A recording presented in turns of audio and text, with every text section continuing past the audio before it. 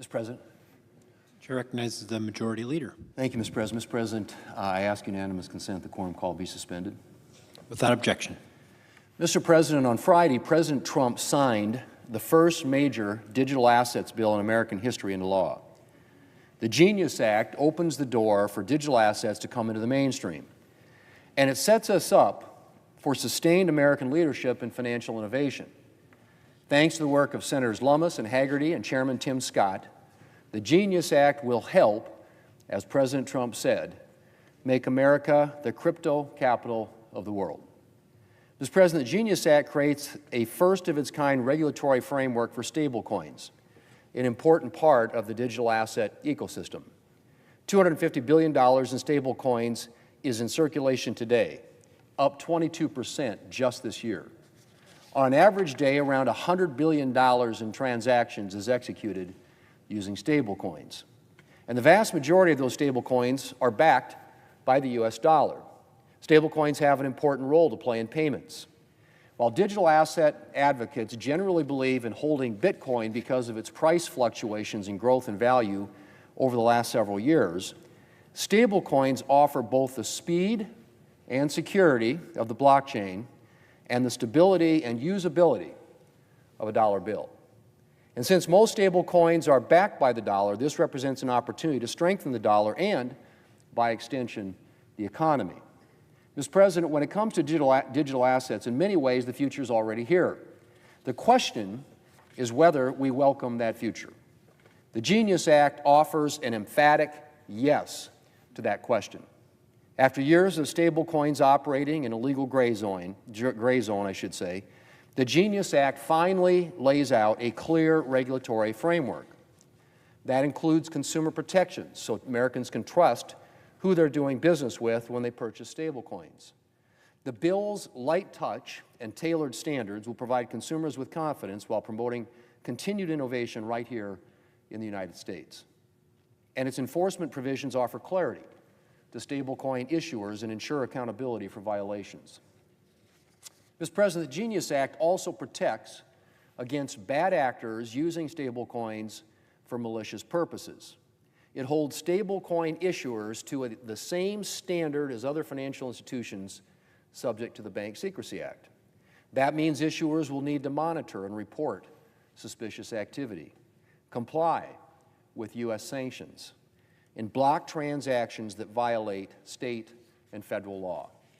Mr. President, what's at stake here became clear last week when the Wall Street Journal reported that China seems to be concerned about stablecoins solidifying dollar dominance in the global financial system, spurred in no small part by the Genius Act. It's clear that the Genius Act is already helping our country secure American leadership in this important space. We want stablecoins to be made in America. We want digital assets to take root and to flourish in our country. We want America to lead in financial innovation. And the Genius Act will help us get there. It won't be the last word on digital assets, though. There's still much more work to be done in this space, including on market structure. Senators Lummis, Hagerty, and Scott are once again leading on this issue, releasing the Senate's market structure framework today, and I thank them for their important work. And I want to say that the next steps on digital assets should look to the Genius Act as a model, both for its light touch and pro-innovation approach, and for the bipartisanship that characterized the process. Mr. President, digital assets are the future, and we're going to continue working to make sure that that future is American-made. Mr. President, I yield the floor, and I suggest the absence of a quorum. Clerk will call the roll. Ms. Alsobrooks.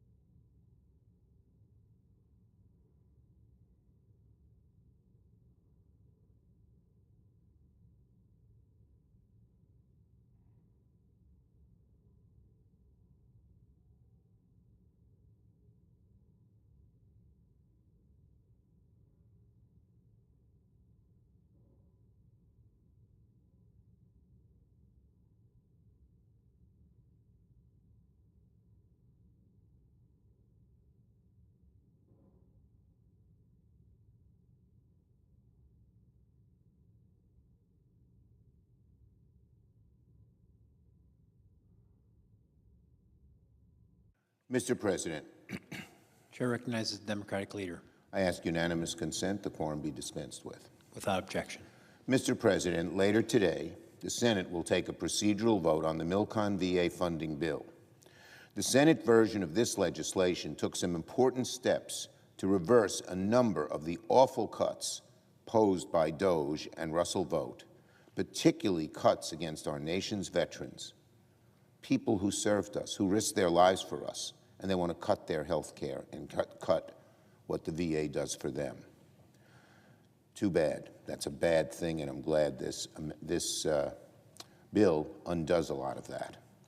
It is also, for now, a positive thing that the Senate version's funding number is significantly higher than the House's.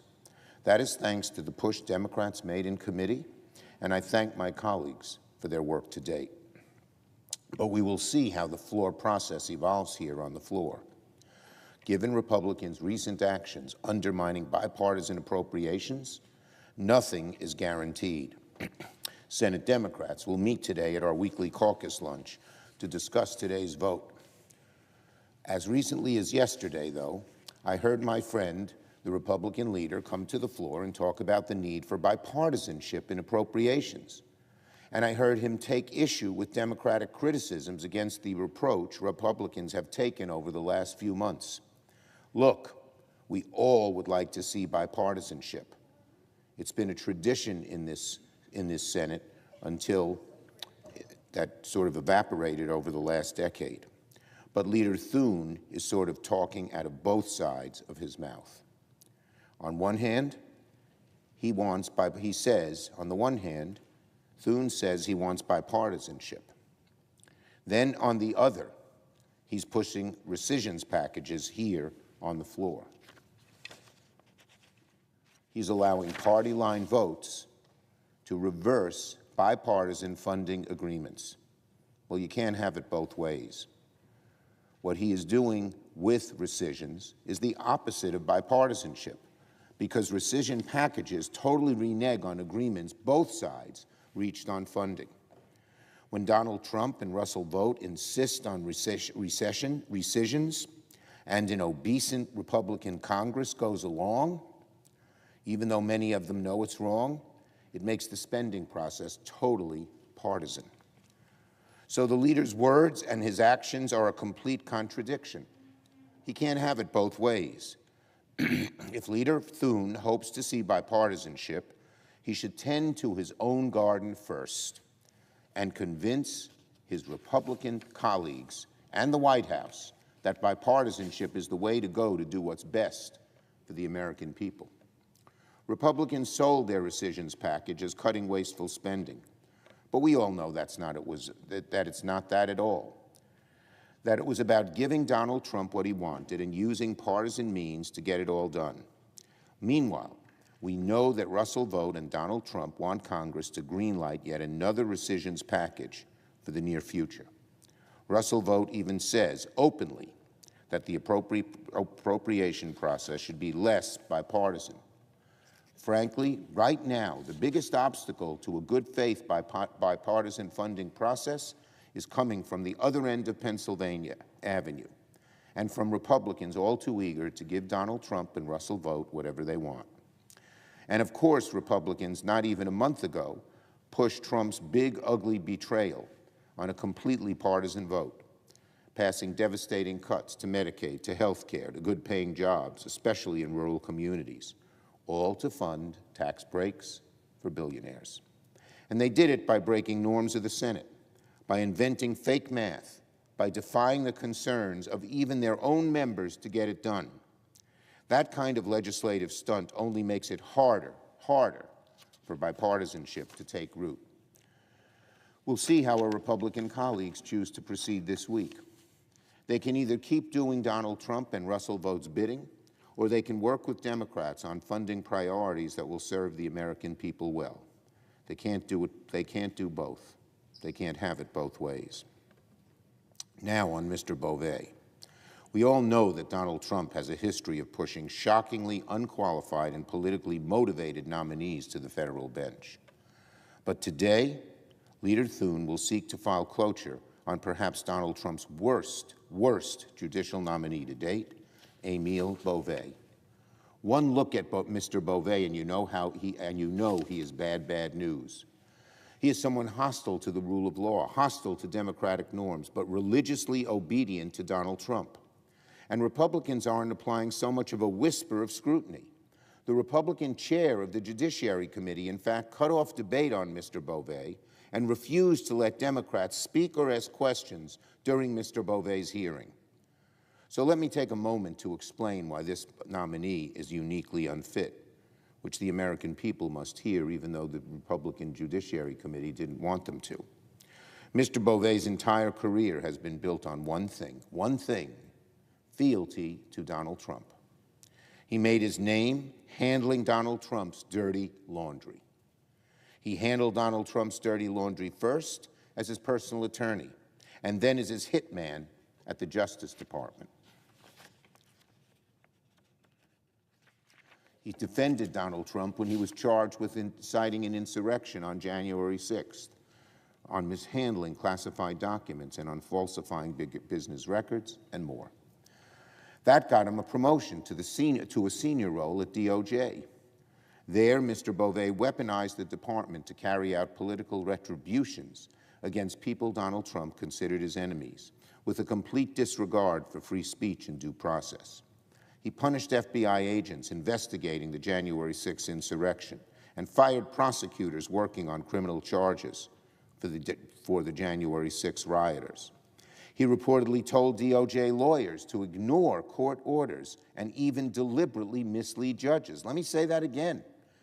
Beauvais, a man seeking to become a circuit court judge himself, has reportedly told DOJ lawyers to deliberately mislead judges.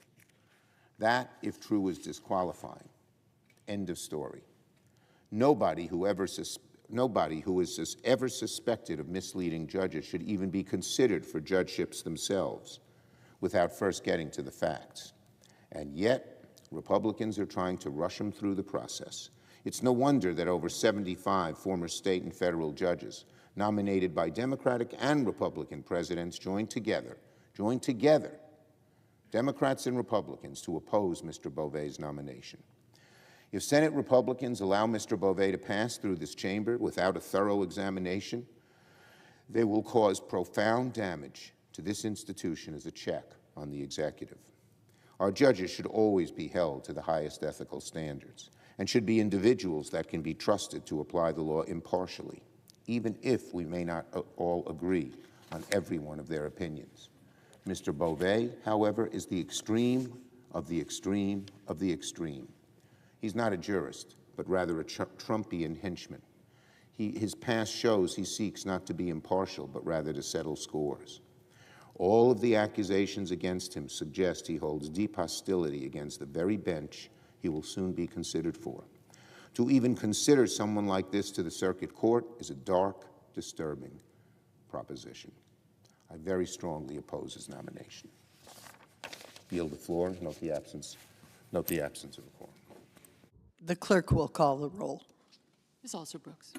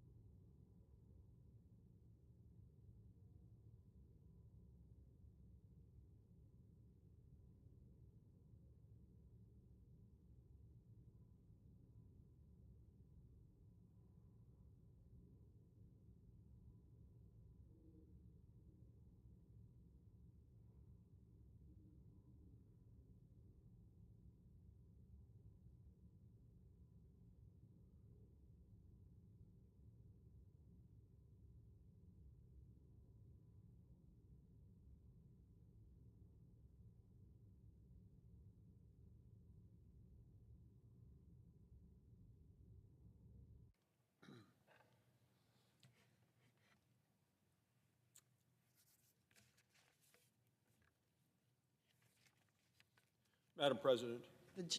The gentleman from Wyoming is recognized. Thank you, Madam President. I ask unanimous consent that the quorum call be vitiated. Without objection. Thank you, Madam President. Madam President, today I come to the floor to tell the body that for the first time in years, the Senate is going to begin the appropriations process in the right way. The right way is on time. The right way is here in public. And the right way is with bipartisan support. Now, that may seem routine. It would be expected to be routine. But here in the United States Senate, that hadn't been routine for a long time. Because for years, the appropriations process has been broken. Now, we just heard the minority leader, Senator Schumer, come to the floor and say that this process has become more partisan, as he said only in the recent weeks. Let me remind the minority leader of his own actions to undermine the appropriations process. Last year, 11 of 12 funding bills passed the Senate Appropriations Committee. They were passed through regular order in the committee. They had strong bipartisan support. Many actually were unanimous. Yet not a single one of the appropriations bills that were overwhelmingly agreed upon reached this floor of the United States Senate. Not a one. Why? Because the minority leader, Chuck Schumer, blocked each and every one of them from coming to this floor. He let these 11 bipartisan appropriation bills die at that desk right there. As the majority leader at the time, Senator Schumer had the power to bring each and every one of these bills to the floor of the United States Senate, and he refused. Day after day, 100 days, over 200 days, absolutely refused. He unilaterally shut down the appropriations process, and now he and other Democrats are threatening to shut down the government of the country. Both Republicans and Democrats are fully aware of how broken the appropriations process has become. The Senate is meant to be, has been described as the greatest deliberative body in the world. Over the last 4 years, the Senate has become a graveyard for consensus during the Biden administration and with Chuck Schumer as majority leader. The Senate Republicans are now here to correct that. Republicans believe in a Senate that debates and amends and then votes. We believe in regular order, not top-down control. That's why today Republicans are bringing our first appropriations bill to the floor. The bill funds veterans' health care. It strengthens military readiness.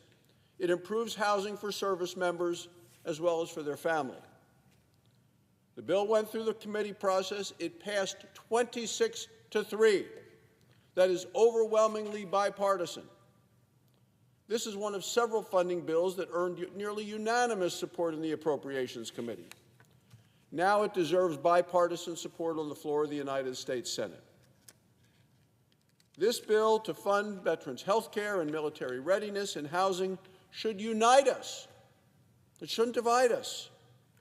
This is an opportunity to return to real governing after years of Democrat-imposed dysfunction.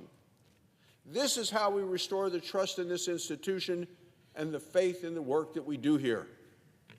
When the Senate does its job, the American people are better off. The appropriations process is how Congress fulfills our basic everyday legislative duty, the duty of controlling the power of the purse. It forces accountability. It forces transparency that have been blocked in the past by the minority leader. It requires Congress to look closely at every taxpayer dollar being spent, and we should. We have an opportunity and an obligation to do that. This process helps Congress fund what really matters to the American people. It means securing the border. It means strengthening our national security. And it means protecting the most vulnerable among us. It is the best tool that Congress has to rein in reckless, runaway Washington spending. That's what Republicans are doing. Accountability, transparency, openness, letting people see the truth. If Democrats walk away from this process again, and it sounds like Chuck Schumer's trying to decide if he's going to allow his members to even vote on some of these things, if they want to do it simply to protect wasteful Washington spending, they will be the ones sabotaging the Senate and shutting down the government. Won't be the first time. It will be another Schumer shutdown. A Schumer shutdown would punish hardworking families. A Schumer shutdown certainly hurts seniors who rely on Social Security. A Schumer shutdown hurts our military and the families who live paycheck to paycheck. And a Schumer shutdown forces Border Patrol agents to work without pay. The American people should not be forced to pay the price for the games of the Democrat Party. To my colleagues on the Appropriations Committee who worked in good faith this last year, only to see their hard work buried by petty politics, this is an opportunity for us to do better. Republicans are committed to restoring regular order, transparency, and trust. We're doing the work of the American people here, Madam President, and the question is, will Senate Democrats join us? Or will they once again drag this country into another Schumer shutdown? Thank you, Madam President. I yield the floor. Suggest the absence of a quorum. The clerk will call the roll. Ms. Alston-Brooks.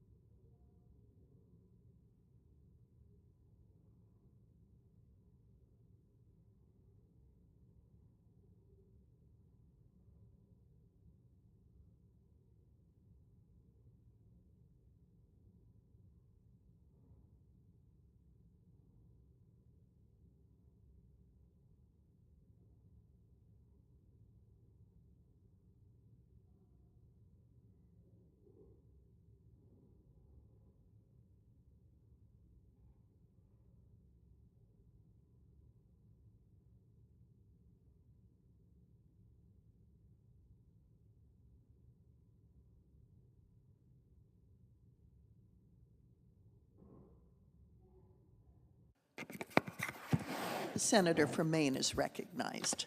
Madam President, I ask unanimous consent that the quorum call be dispensed with. Without objection. Madam President, I also ask unanimous consent that I be permitted to complete my remarks before we proceed to the vote. Without objection. Thank you, Madam President. Madam President, today the Senate has the opportunity to begin consideration of an appropriations bill that is vital to those now serving in our military, as well as those who have served, our veterans. I urge my colleagues to support cloture on the motion to proceed to the fiscal year 2026 military construction, Veterans Affairs, and related agencies appropriations bill when we vote this afternoon. Madam President, this bill addresses key military infrastructure needs, including housing improvements for military families, and it takes care of our nation's veterans to whom we owe an enormous debt, a debt that can never be fully repaid.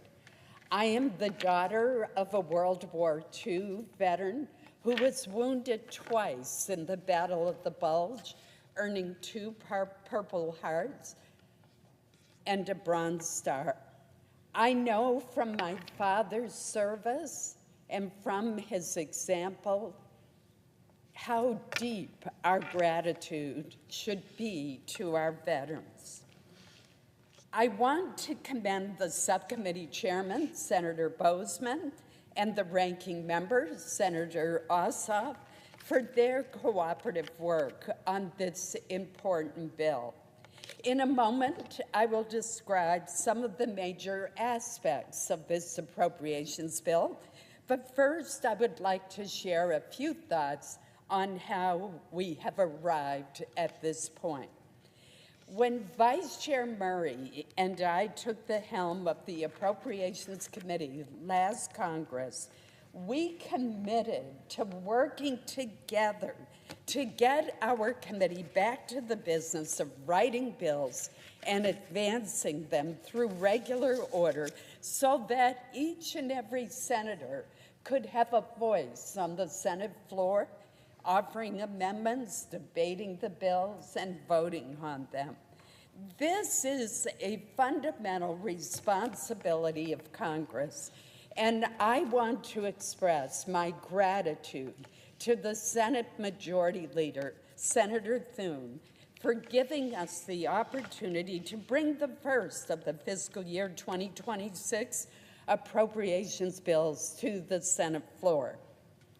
I would note, Madam President, that this is something that did not happen last year under Democratic control of the Senate, despite our Appropriations Committee working so hard and reporting 11 of the 12 fiscal year 2025 appropriations bills, but not a single one was brought to the Senate floor by the Democratic leader. Now, there is no doubt that this is a challenging legislative environment.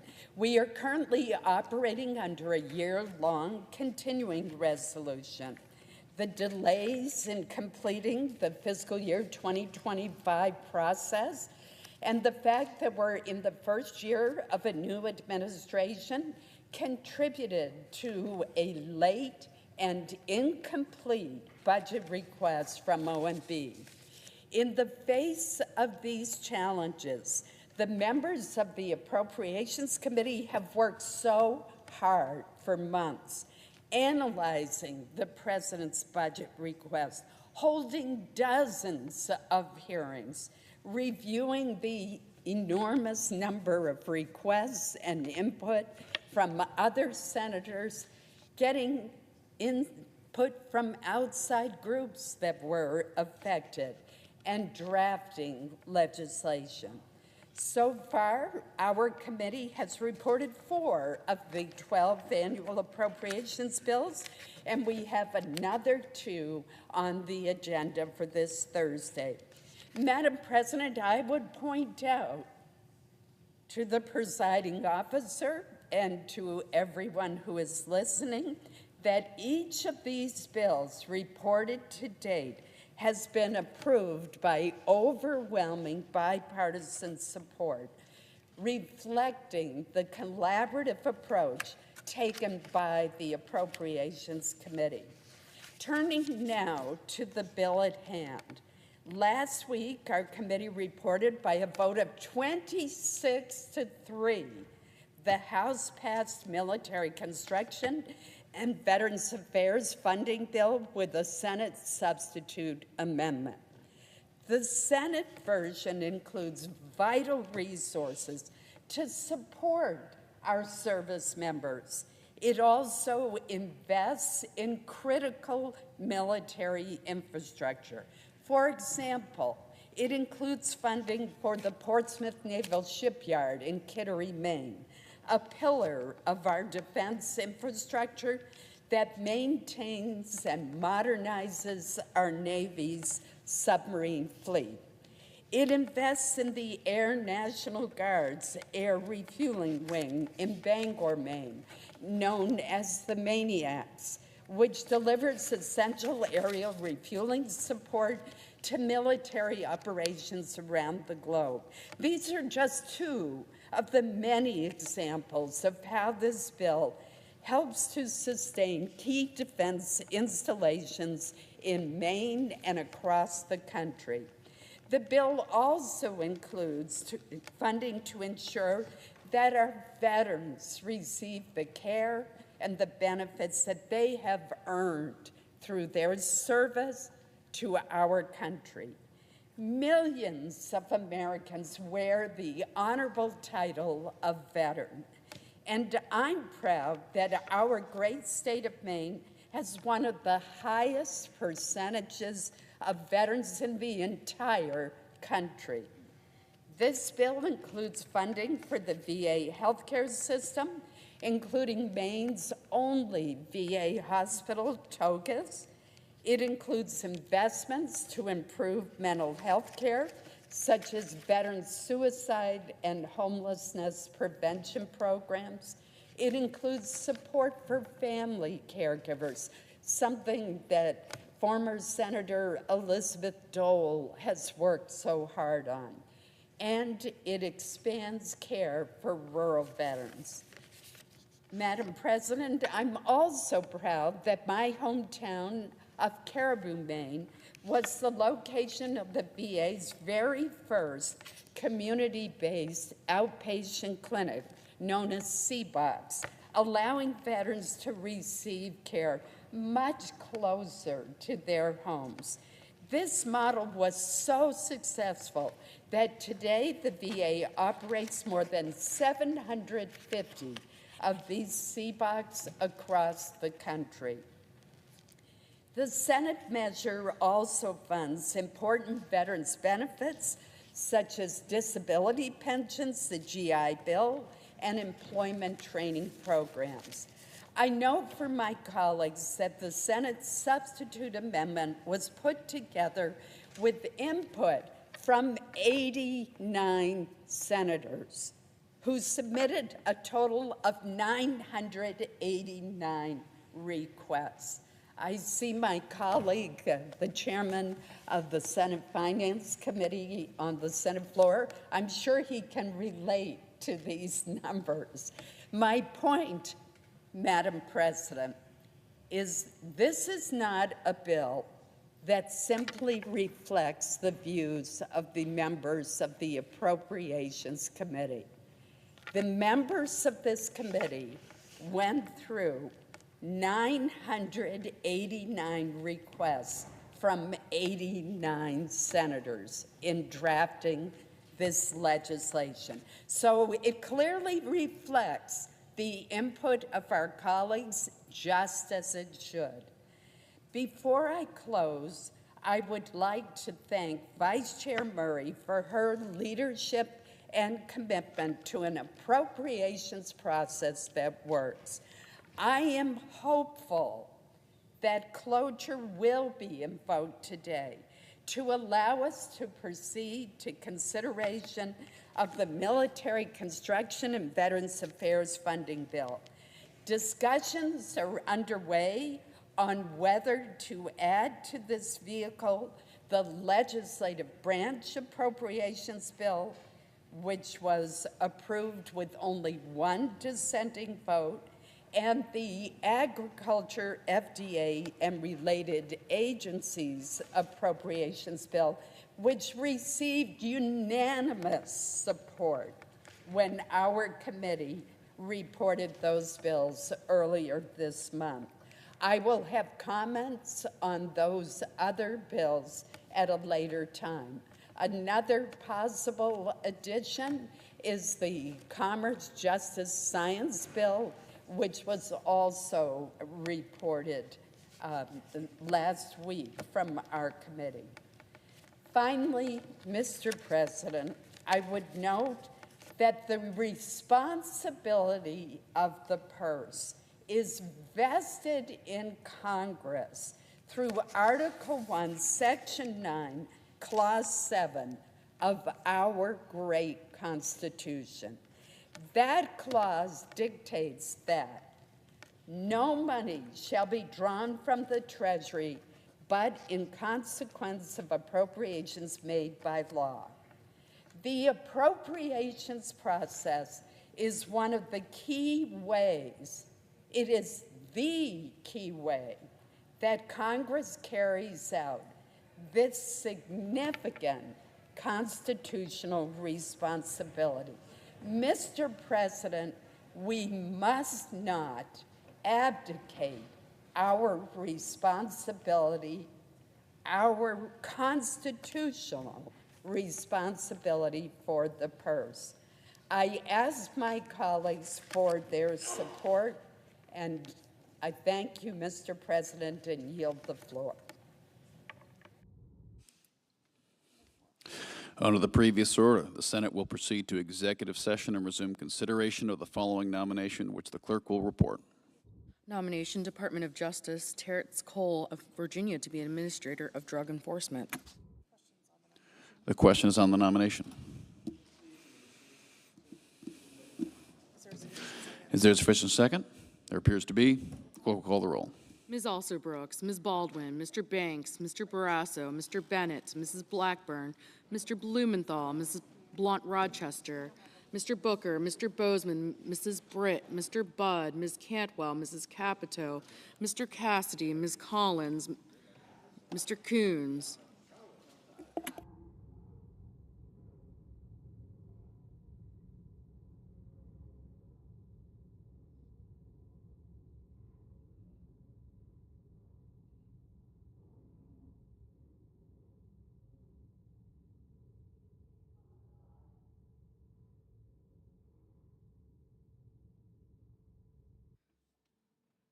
Mr. Coons, Mr. Cornyn, Ms. Cortez Masto, Mr. Cotton, Mr. Kramer, Mr. Crapo, Mr. Cruz, Mr. Curtis, Mr. Daines, Ms. Duckworth, Mr. Durbin,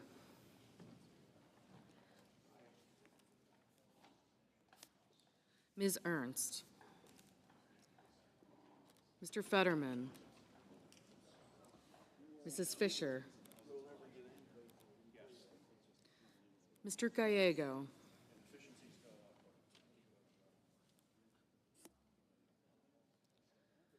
Mrs. Gillibrand, Mr. Graham, Mr. Grassley, Mr. Haggerty, Ms. Hassan, Mr. Hawley,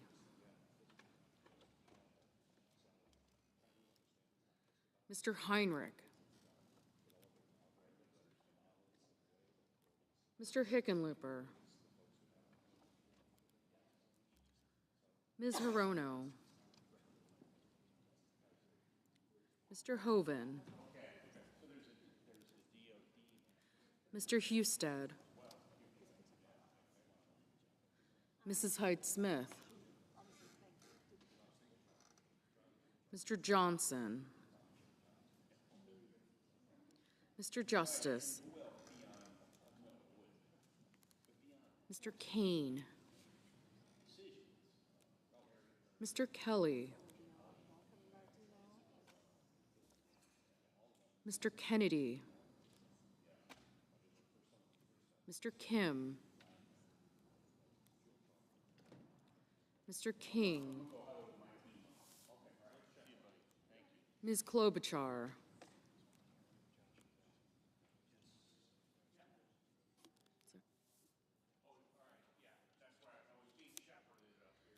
Mr. Langford,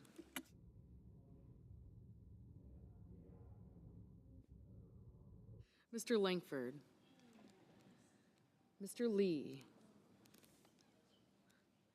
Mr. Lujan, Ms. Lummis, Mr. Markey, Mr. Marshall, Mr. McConnell, Mr. McCormick, Mr. Merkley, Mrs. Moody, Mr. Moran, Mr. Marino,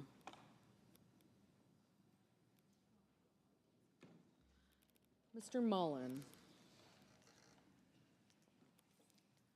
Ms. Murkowski, Mr. Murphy, Mrs. Murray, Mr. Ossoff, Mr. Padilla, Mr. Paul,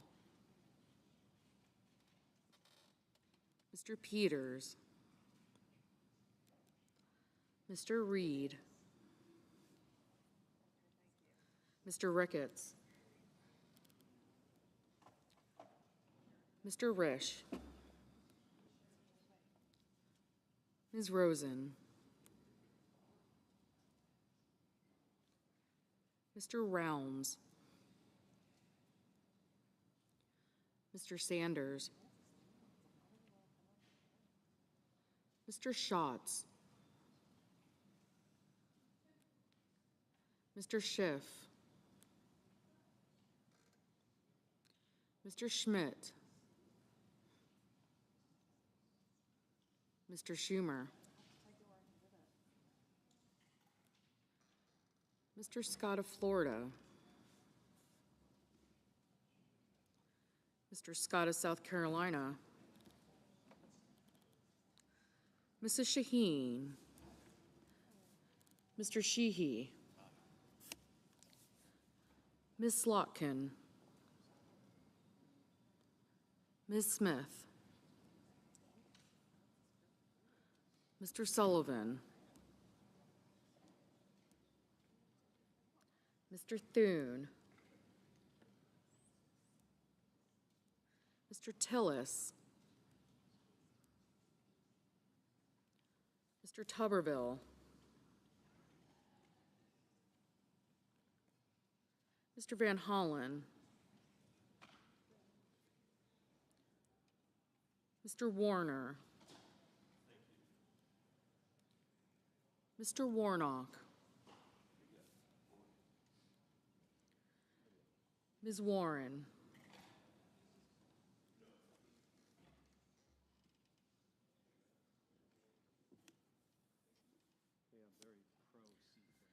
Mr. Welch, Mr. Whitehouse, Mr. Wicker, Mr. Wyden, Mr. Young,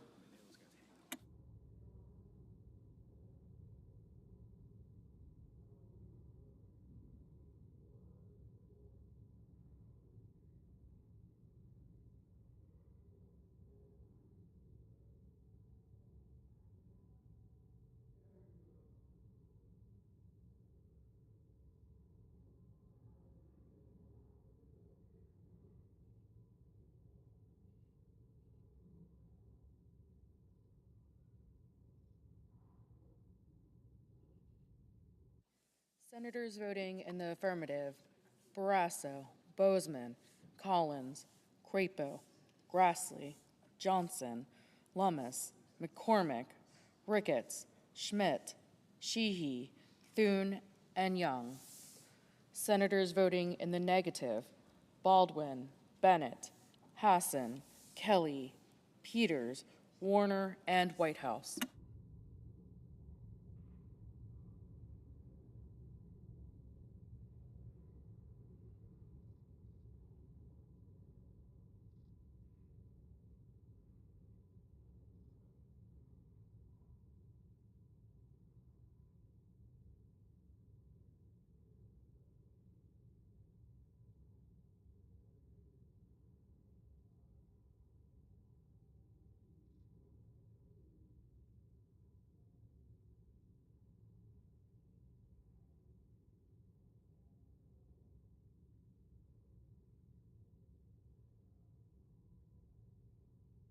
Mr. Kane, no.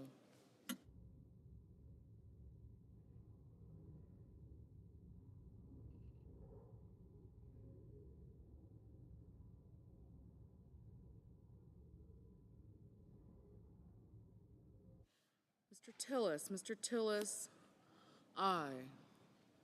Mr. Ossoff, no.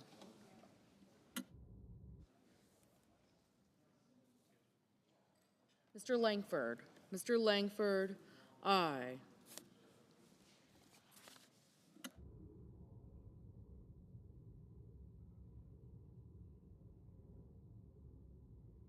Mr. Graham, aye.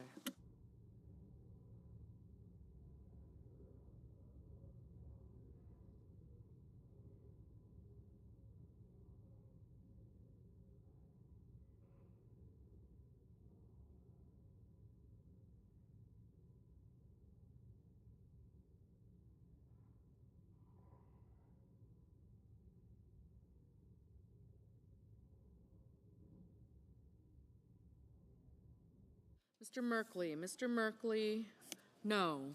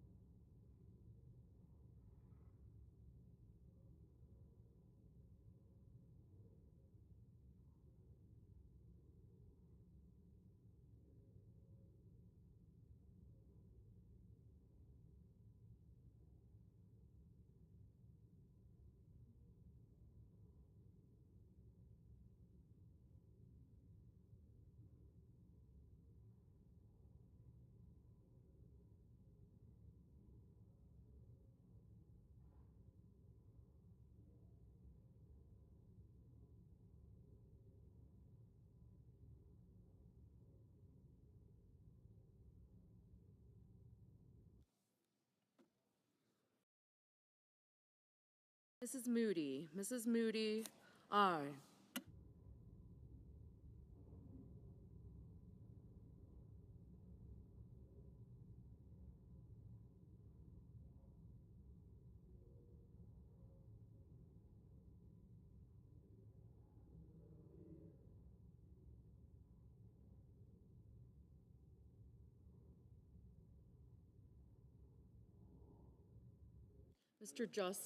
Mr. Justice, aye.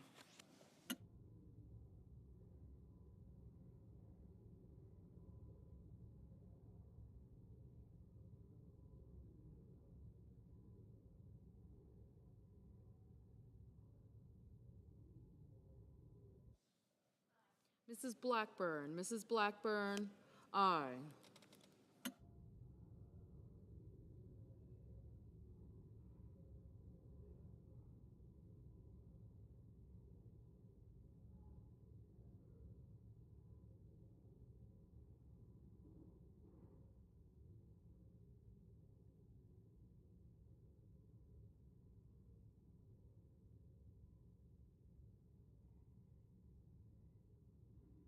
Ms. Smith, no.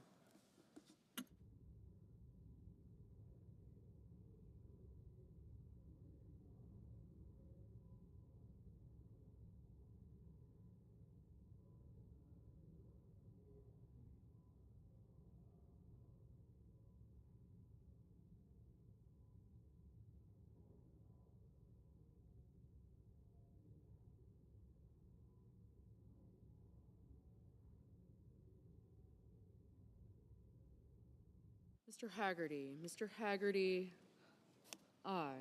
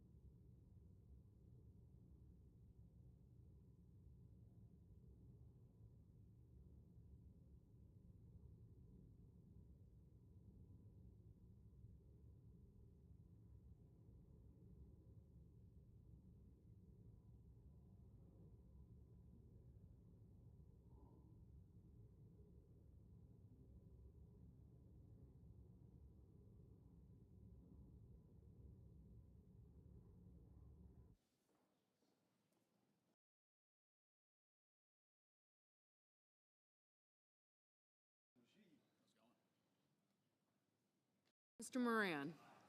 Mr. Moran, aye. Mr. Cassidy. Mr. Cassidy, aye.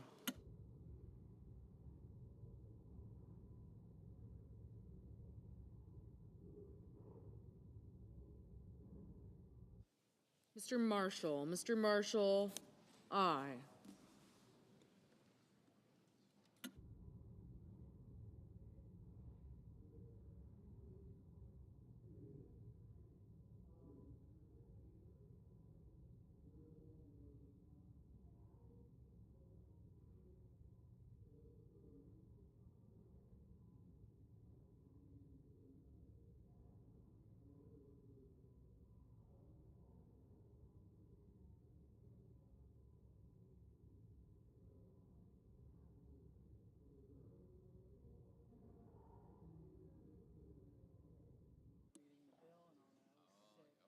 Mrs. Murray. Mrs. Murray, no.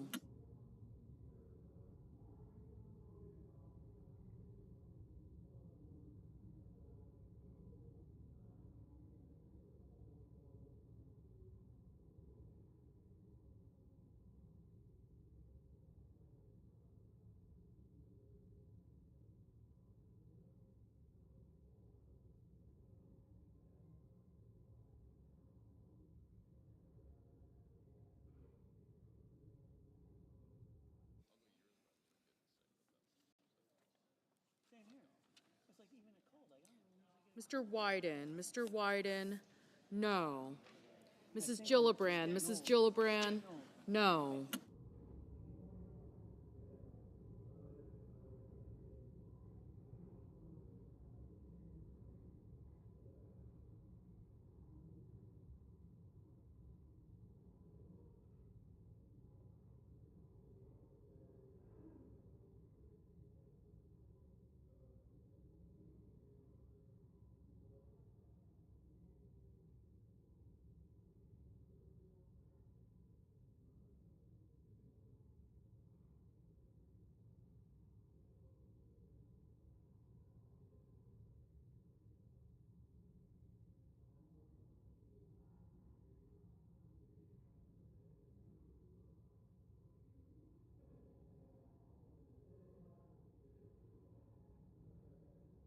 Mr. Warnock. Mr. Warnock, no.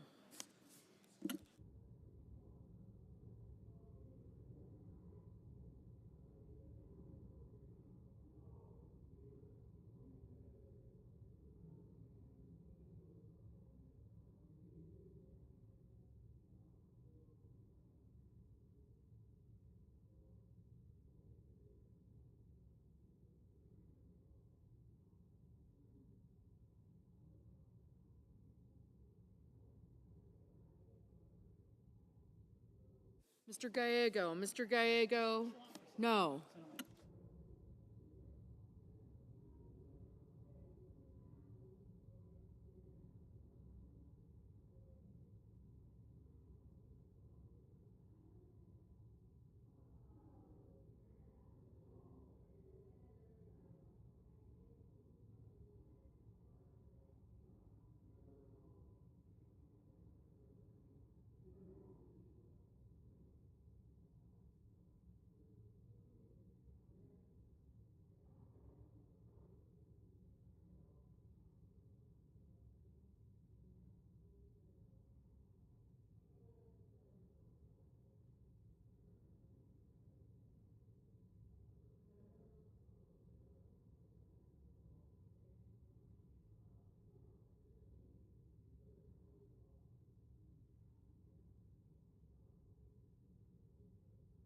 Mr. Hickenlooper, no.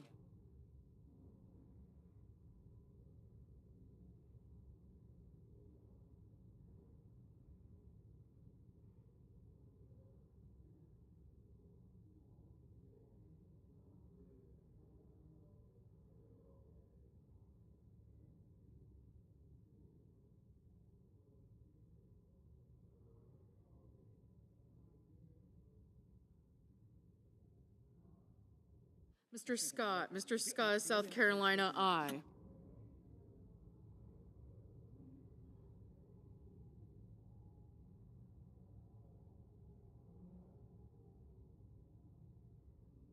Ms. Duckworth, Ms. Duckworth, no.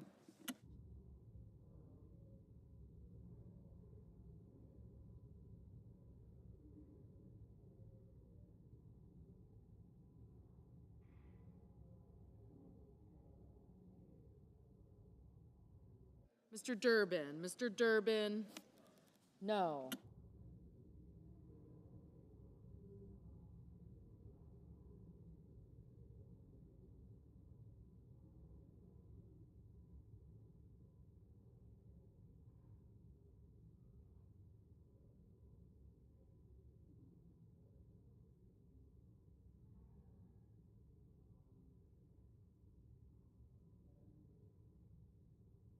Mr. Fetterman, no.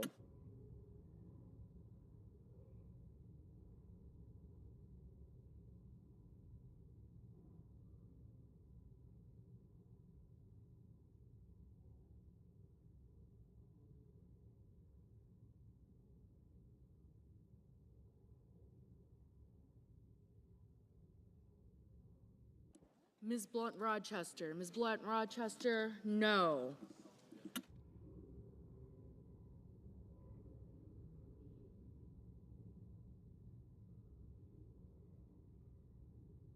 Mr. Reed, no. Ms. Ernst, aye. Mr. Blumenthal, no. Mr. Banks, aye. Mr. Cornyn, aye.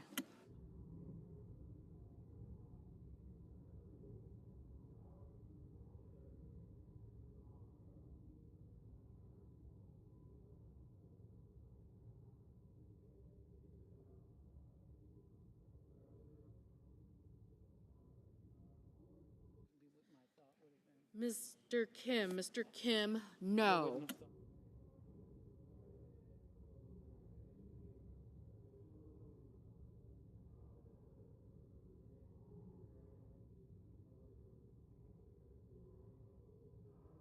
Ms. Murkowski, aye.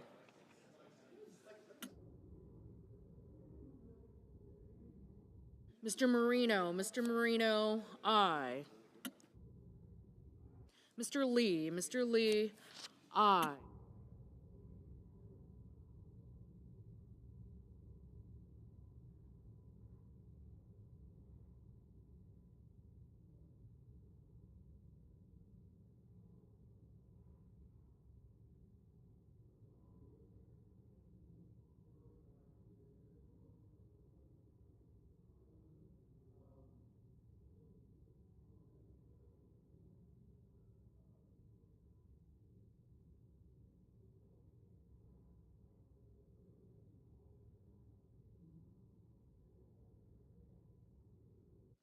Mrs.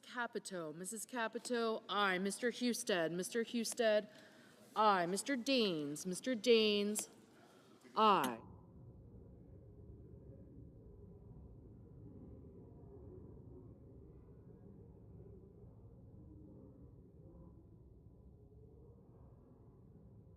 Mr. Padilla, no.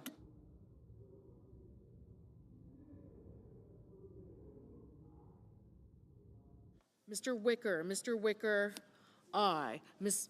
Warren, no.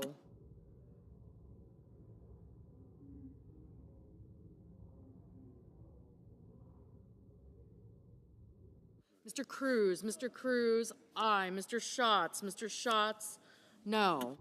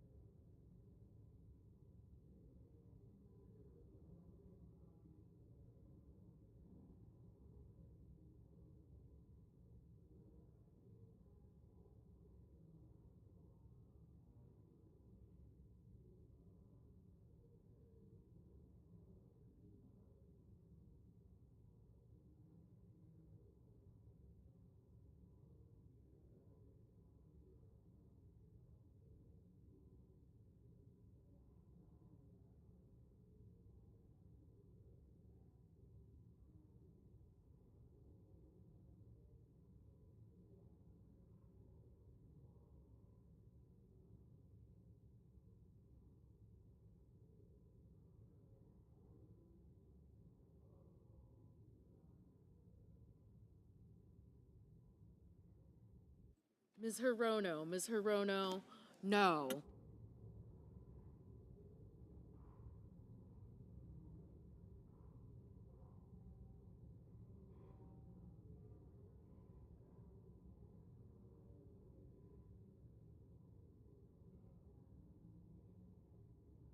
Mrs. Shaheen, no.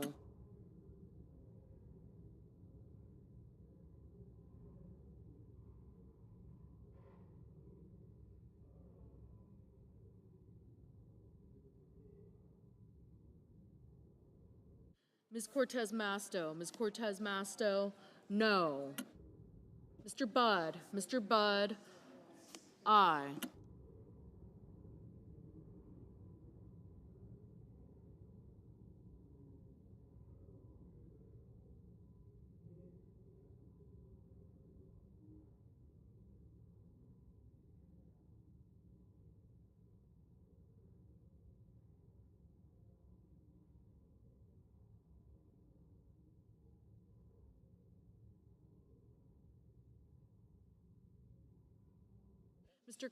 Mr. Curtis, aye.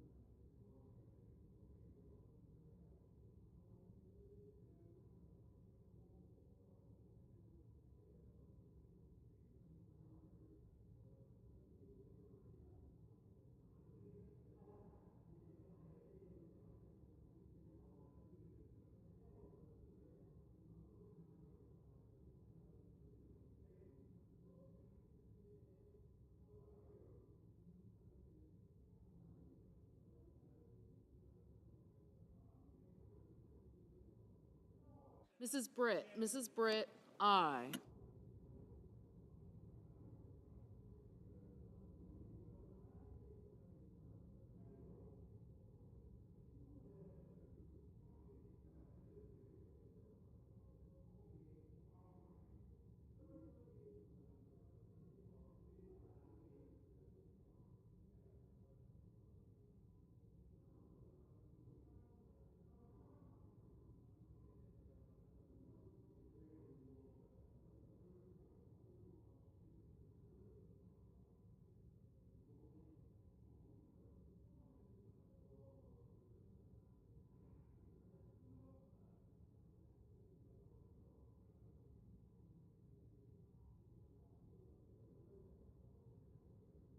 Mr. Hoven,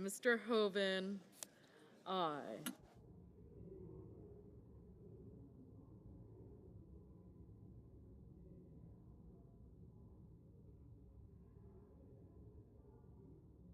Mr. Rounds, aye. Mr. King, no.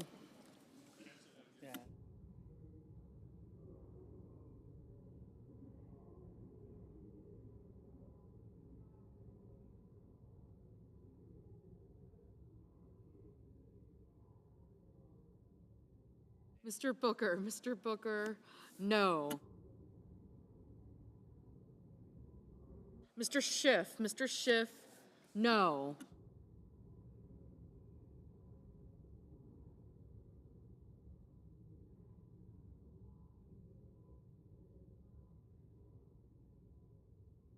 Mr.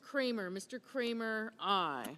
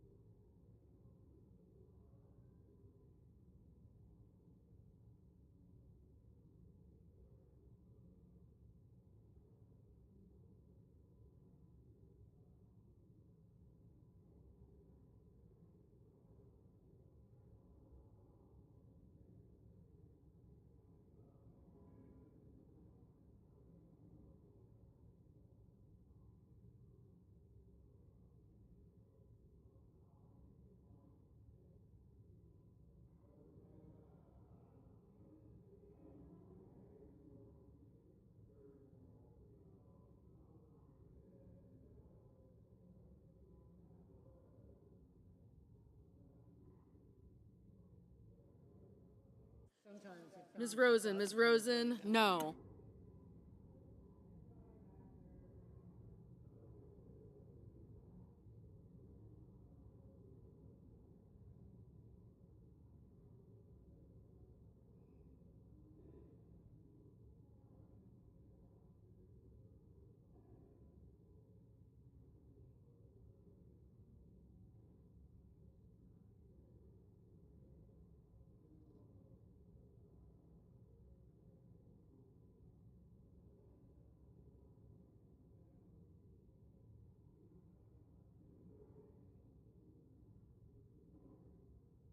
Mr. Schumer, no.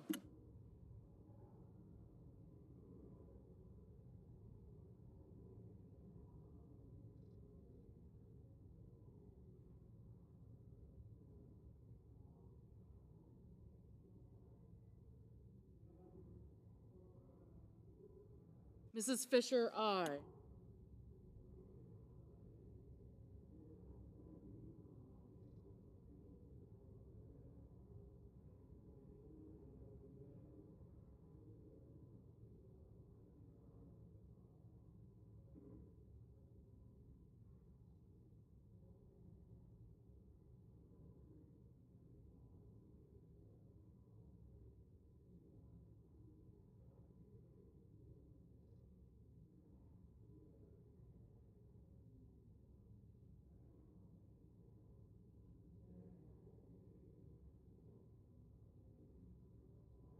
Ms. Slotkin, no.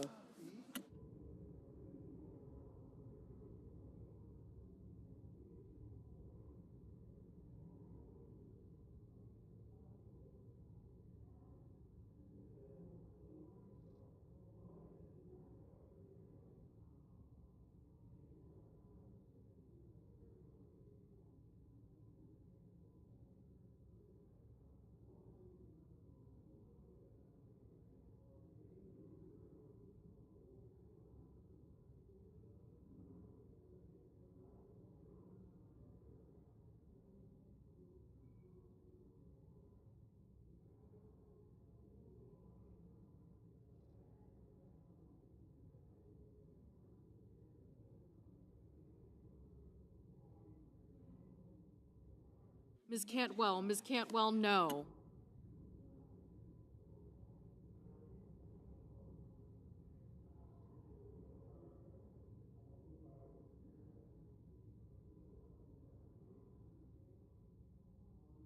Mr. Sullivan, aye.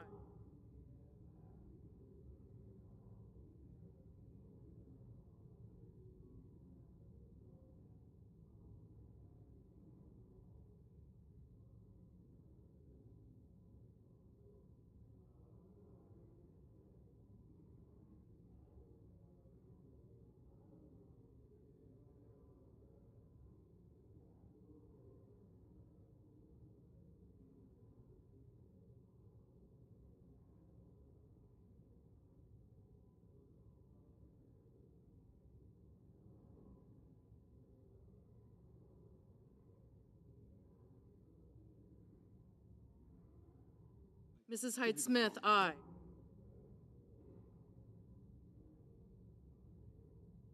Mr. Risch, aye.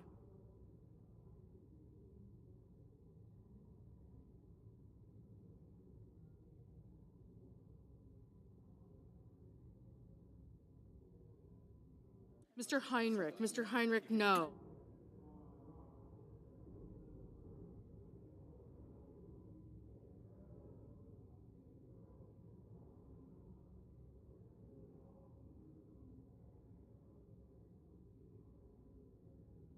Ms. Alsor-Brooks, no.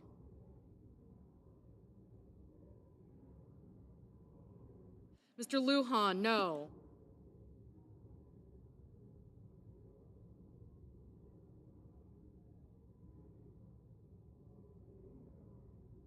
Mr. Welch, no. Mr. Hawley, aye.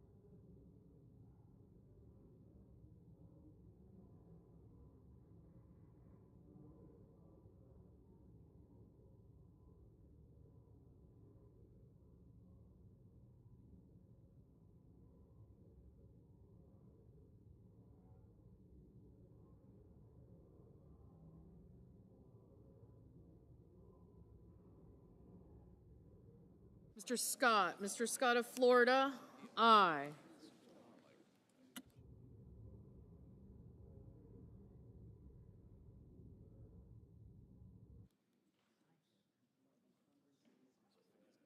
Mr. Sanders. Mr. Sanders, no.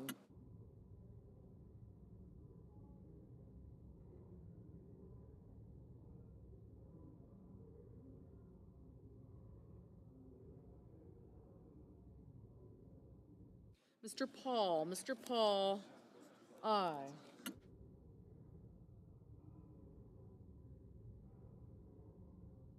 Mr. Markey. Mr. Markey, no.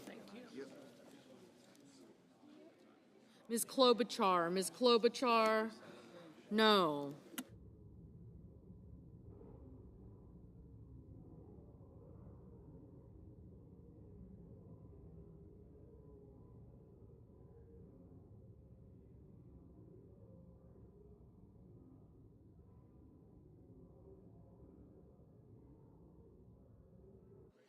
Mr. Van Hollen. Mr. Van Hollen, no.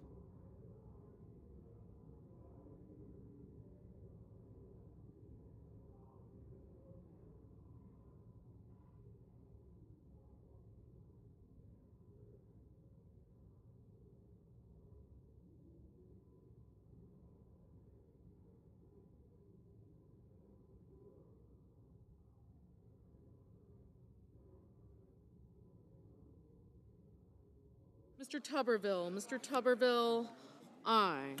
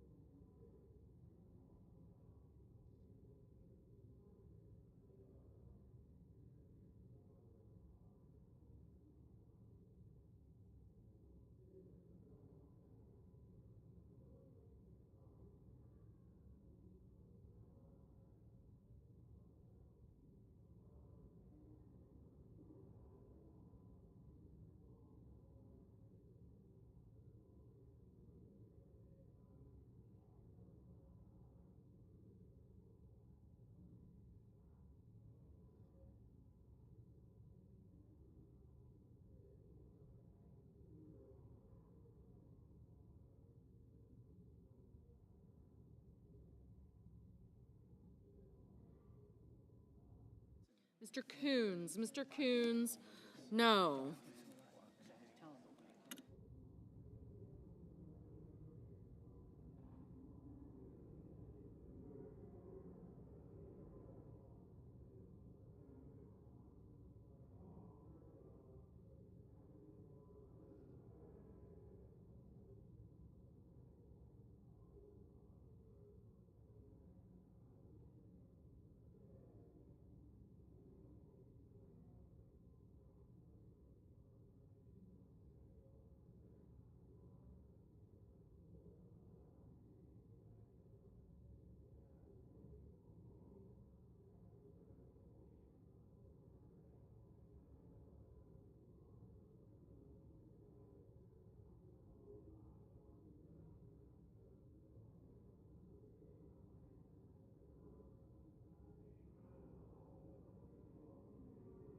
Mr. Murphy, no.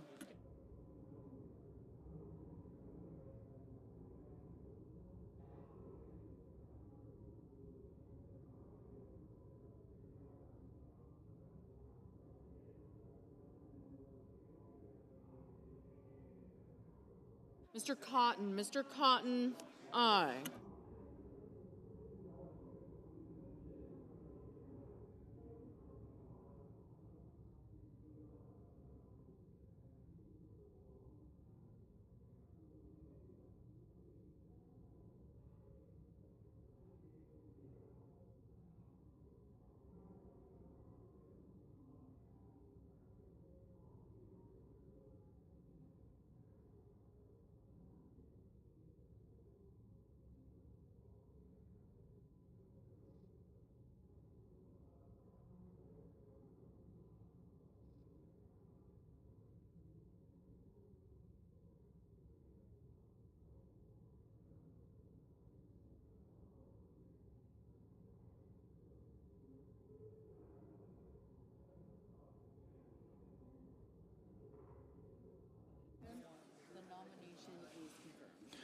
The ayes are 50, the noes are 47. The nomination is confirmed.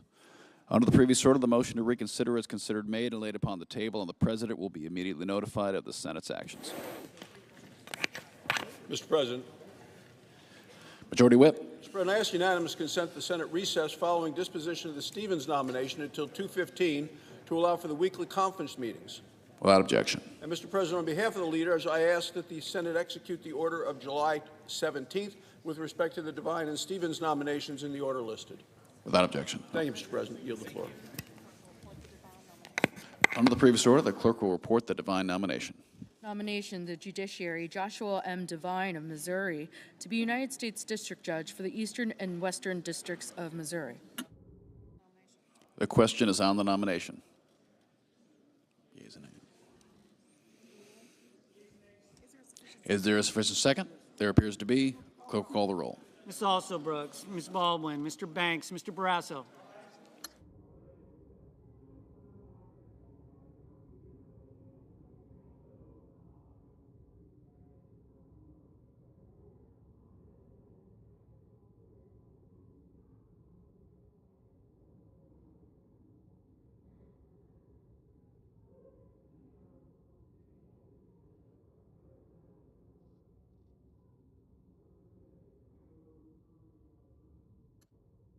Mr. Bennett.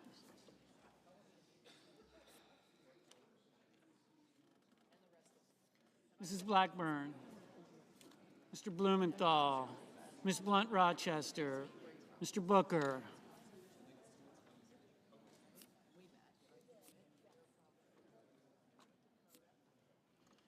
Mr. Bozeman. Mrs. Britt. Mr. Budd.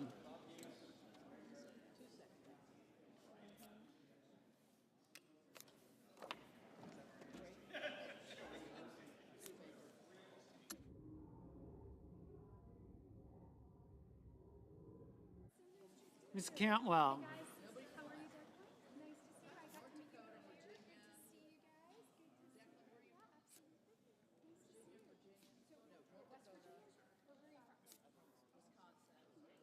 Mrs. Capito, Mr. Cassidy, Ms. Collins, Mr. Coons, Mr. Cornyn, Ms. Cortez Masto, Mr. Cotton, Mr. Kramer, Mr. Crapo, Mr. Cruz, Mr. Curtis, Mr. Daines,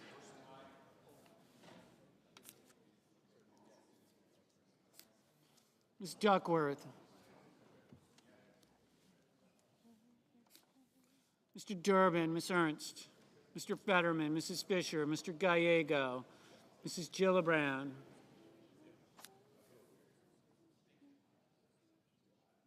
Mr. Graham, Mr. Grassley, Mr. Haggerty, Ms. Hassan, Mr. Hawley, Mr. Heinrich, Mr. Hickenlooper, Mr. Rono, Mr. Hoven, Mr. Husted, Mrs. Hyde-Smith, Mr. Johnson, Mr. Justice, Mr. Kane, Mr. Kelly, Mr. Kennedy, Mr. Kim, Mr. King, Ms. Klobuchar, Mr. Langford, Mr. Lee,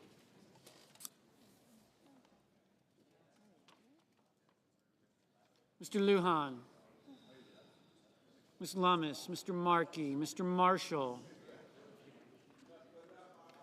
Mr. McConnell, Mr. McCormick, Mr. Merkley, Mrs. Moody, Mr. Moran, Mr. Moreno,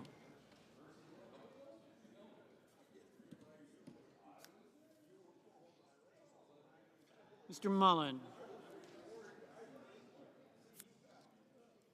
Ms. Murkowski, Mr. Murphy, Mrs. Murray, Mr. Ossoff, Mr. Padilla, Mr. Paul, Mr. Peters, Mr. Reed, Mr. Ricketts, Mr. Risch, Ms. Rosen,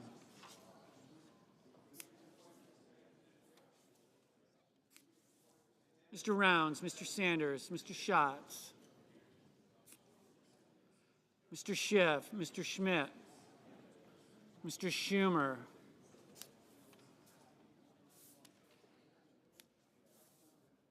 Mr. Scott of Florida, Mr. Scott of South Carolina, Mrs. Shaheen, Mr. Sheehy,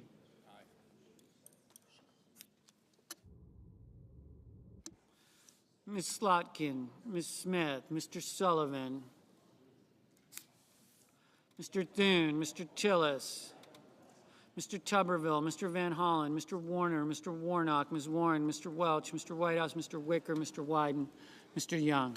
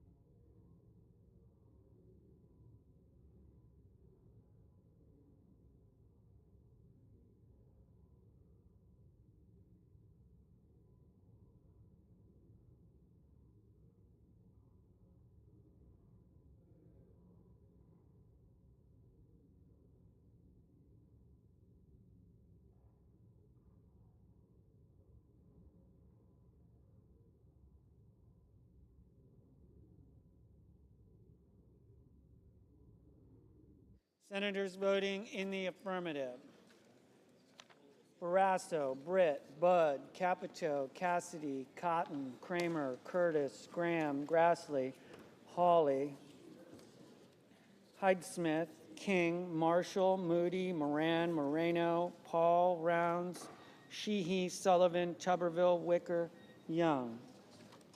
Senators voting in the negative: Also Brooks, Cantwell, Coons, Fetterman, Heinrich, Klobuchar, Lujan, Merkley, Murphy, Murray, Padilla, Sanders, Schiff, Shaheen, Welch.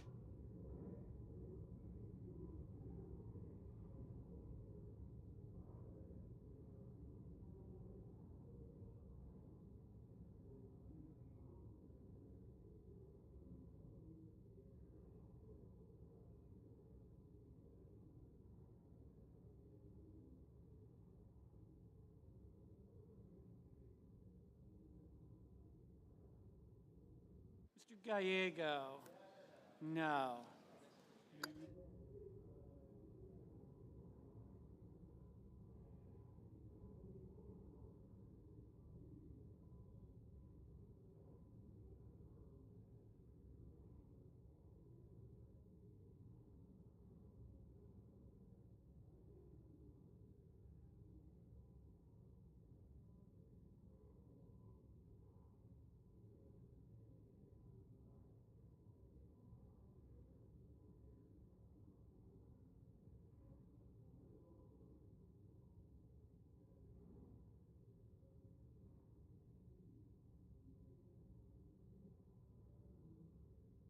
Ms. Warren, no. Ms. Blunt-Rochester, no. Mr. Banks, aye. Mr. Bennett, no. Mr. Warner, no. Ms. Rosen, no.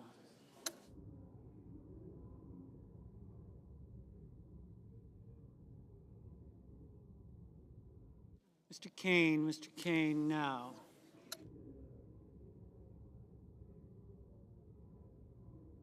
Ms. Ernst, aye.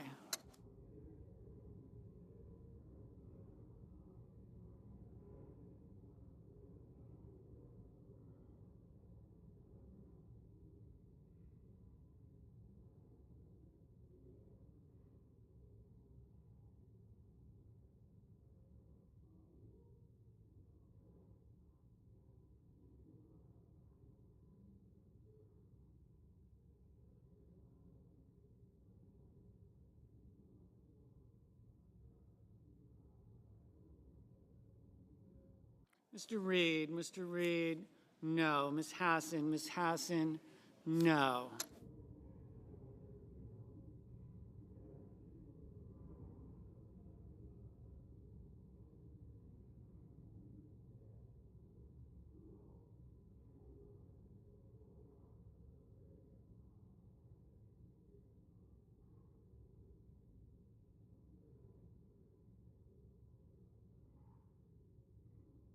Mr. Hoven, aye.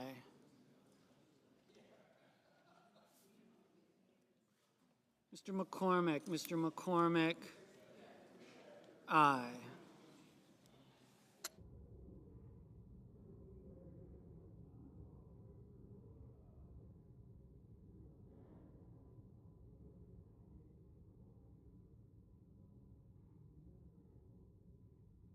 Mr. Schmidt, aye.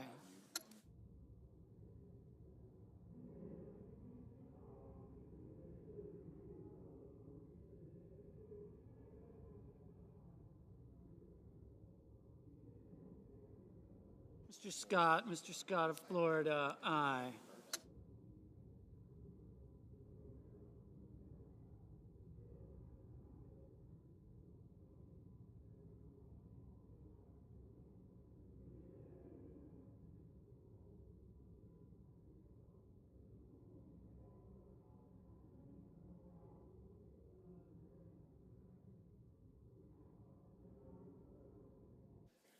Mr.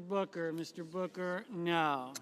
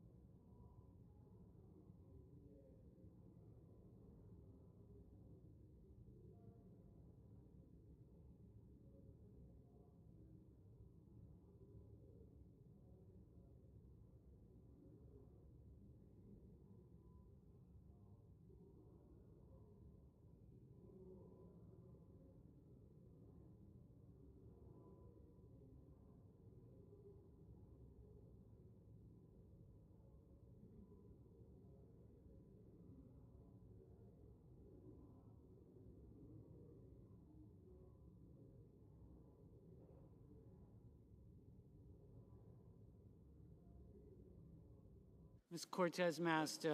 Cortez Masto, no. Mr. Ricketts, aye.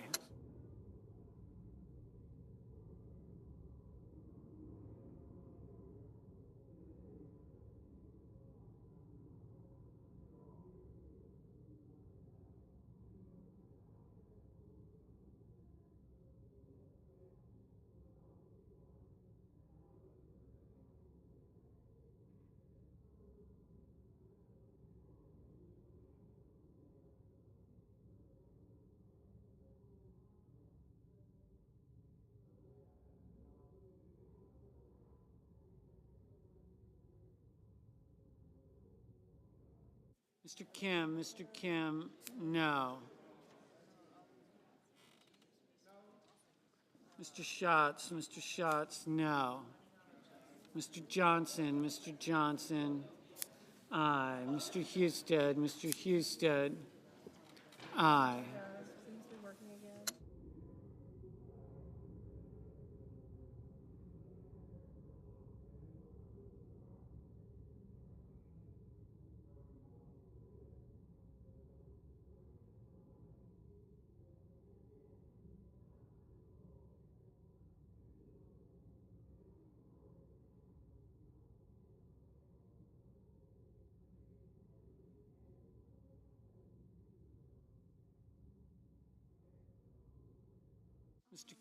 Mr. Kelly, no.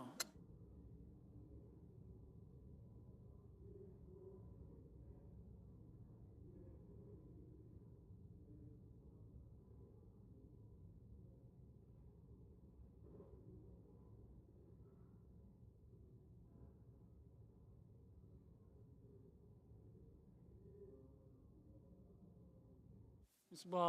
Baldwin, no. Ms. Hirono, no.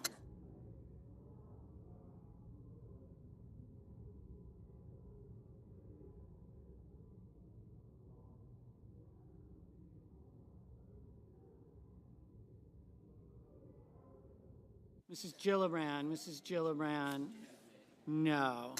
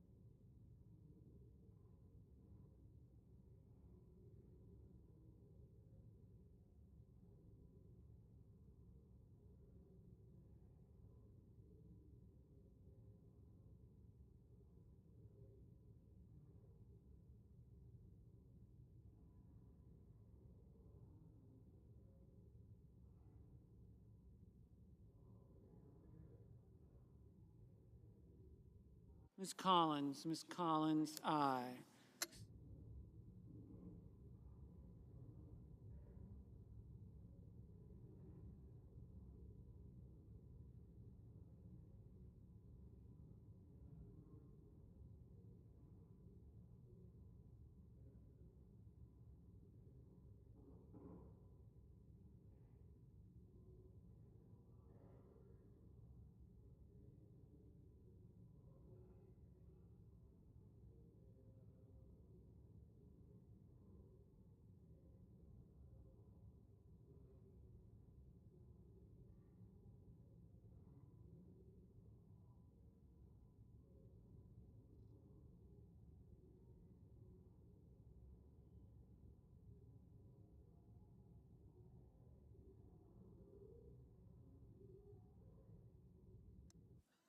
Ms. Duckworth, no. Mrs. Fisher, aye. Mr. Scott of South Carolina, aye. Mr. Lee, aye. Mr. Whitehouse, no.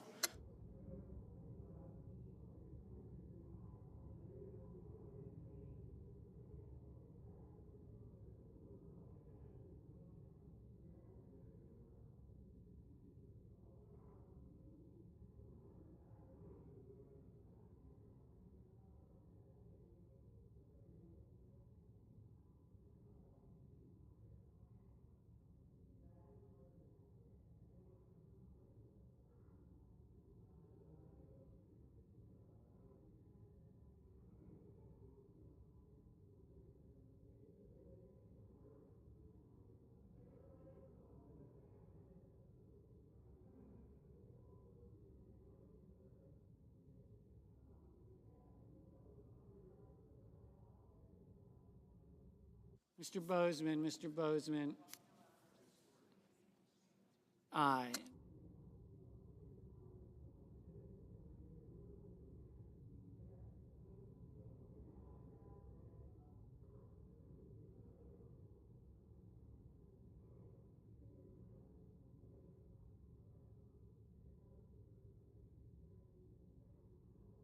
Mr. Cruz, aye.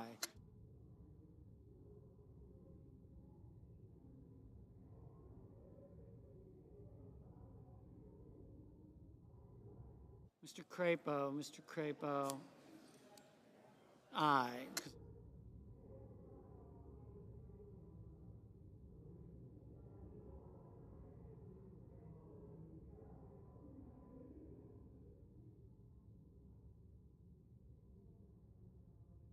Mr. Hickenlooper, no. Mr. Blumenthal, no.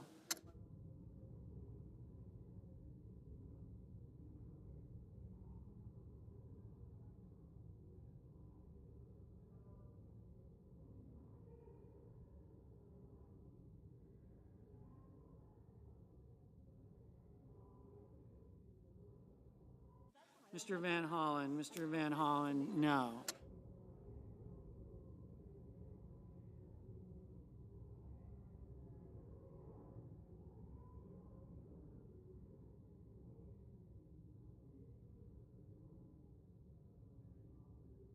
Mr. Haggerty, aye.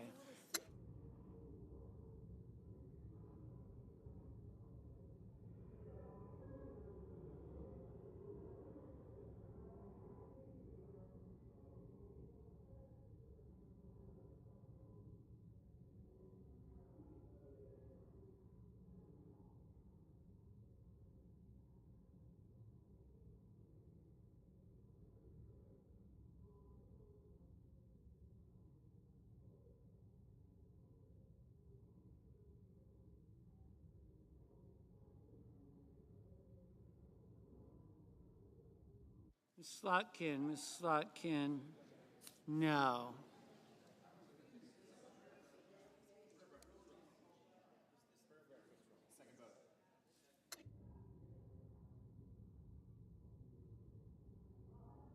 Ms. Lummis, aye.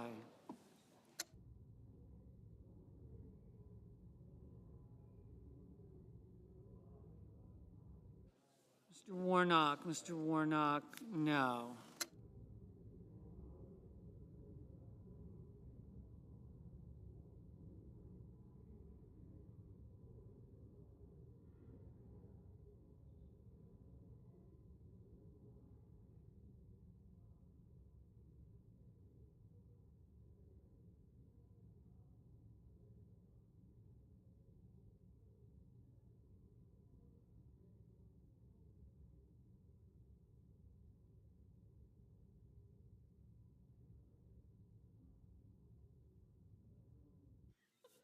Mr. Cornyn, aye.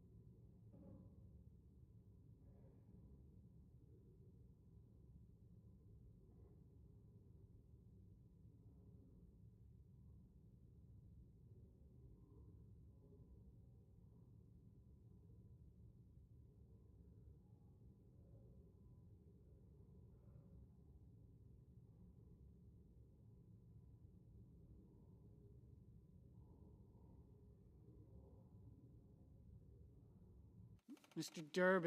Durbin, no.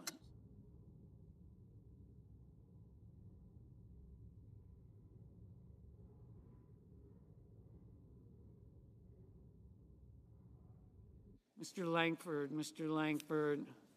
aye.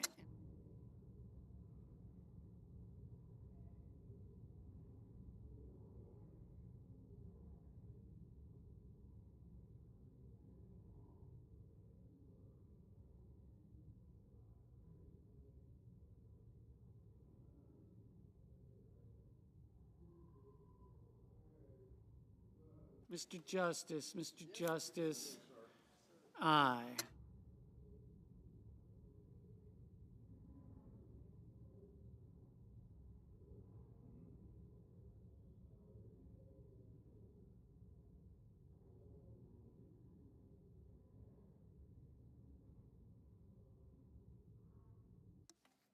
Mrs. Blackburn, aye. Ms. Smith, no. Mr. Wyden, no. Mr. Peters, no.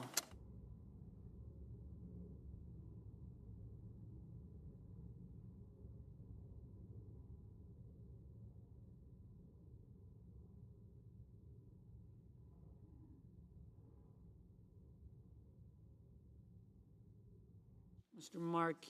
Markey, no.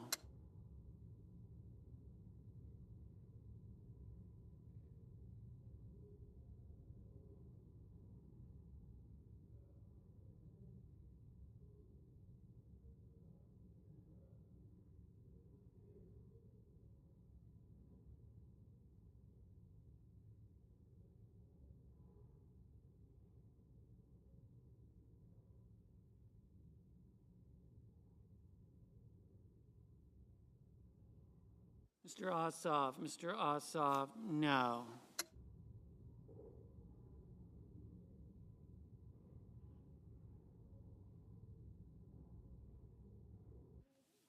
Mr. Tillis, aye.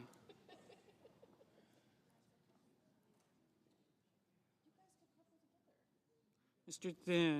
Thune, aye.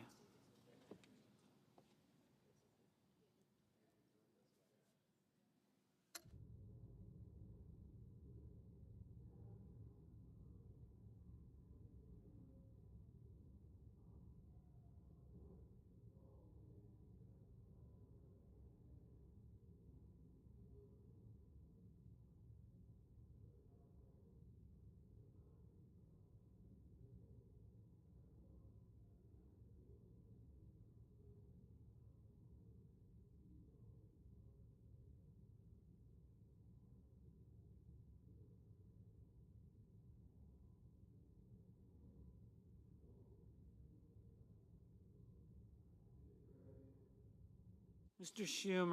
Schumer, no.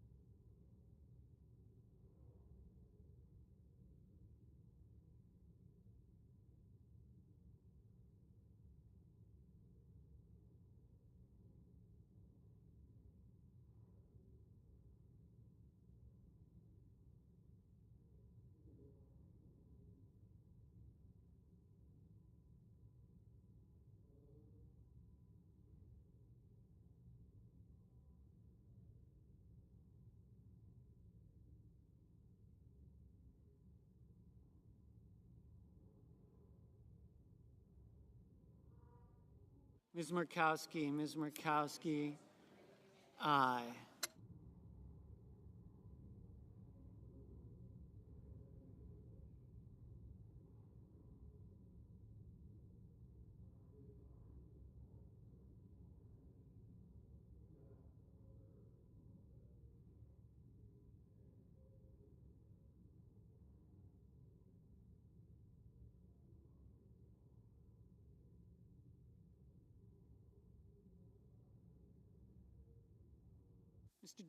Mr. Daines, aye.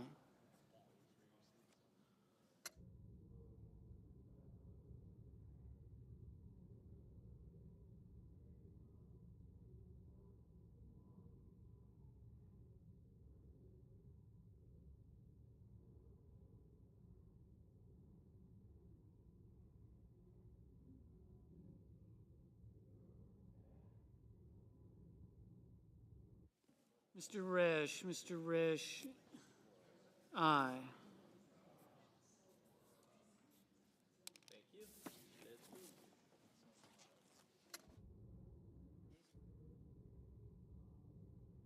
The yeas are 51, the nays are 46. The nomination is confirmed. Under the previous order, the motion to reconsider is considered made and laid upon the table, and the President will be immediately notified of the Senate's actions.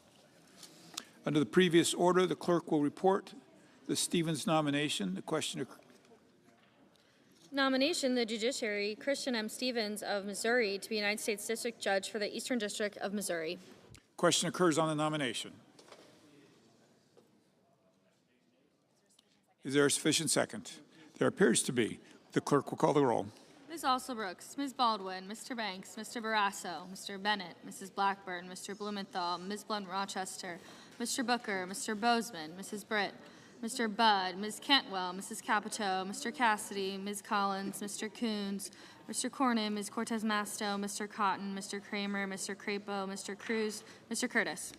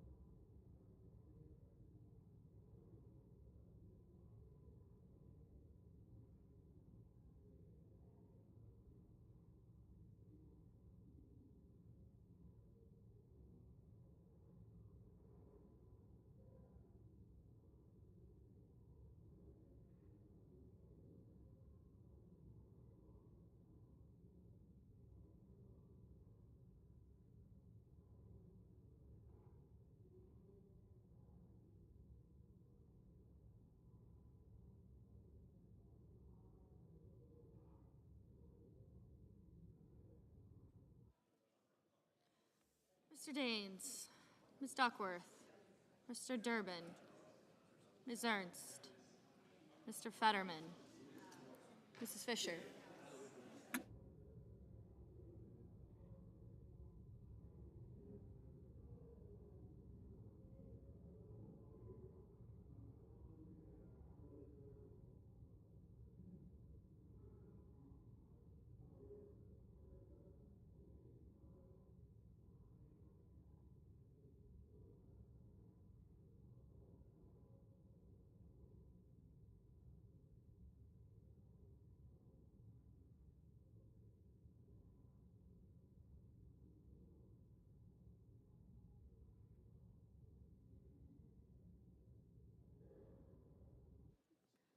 Mr. Gallego, Mrs. Gillibrand, Mr. Graham, Mr. Grassley, Mr. Haggerty, Ms. Hassan,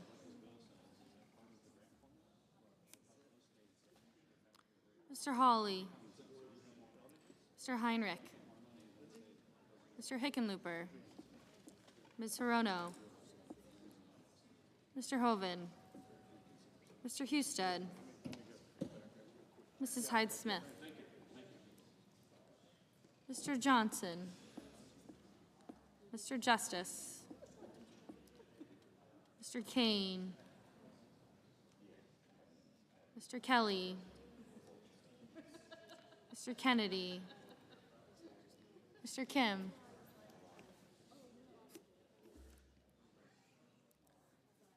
Mr. King. Ms. Klobuchar. Mr. Langford. Mr. Lee. Mr. Lujan. Ms. Lummis. Mr. Markey. Mr. Marshall. Mr. McConnell. Mr. McCormick.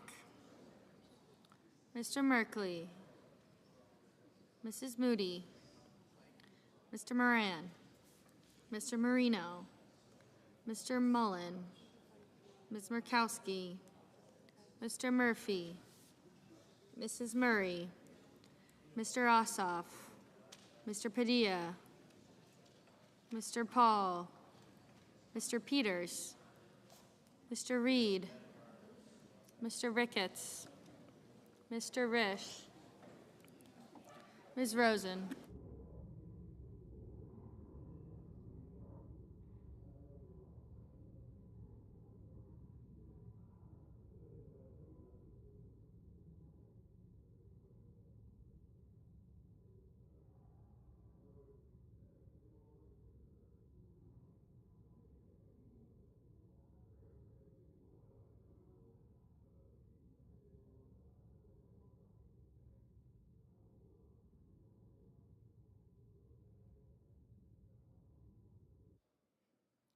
Mr. Rounds, Mr. Sanders, Mr. Schatz, Mr. Schiff.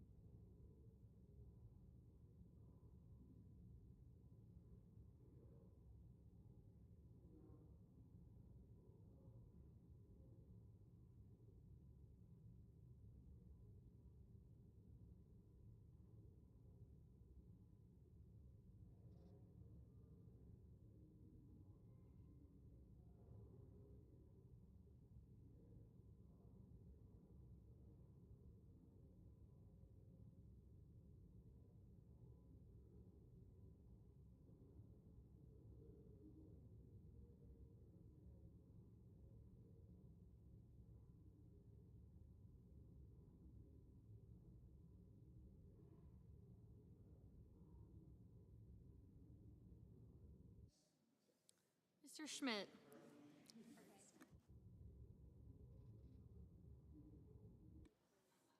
Mr. Schumer. Mr. Scott of Florida. Mr. Scott of South Carolina.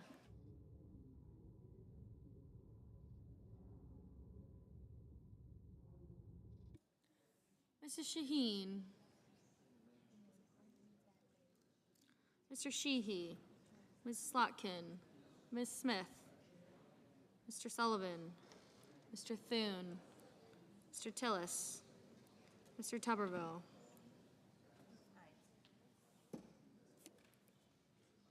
Mr. Van Hollen. Mr. Warner. Mr. Warnock. Ms. Warren. Mr. Welch.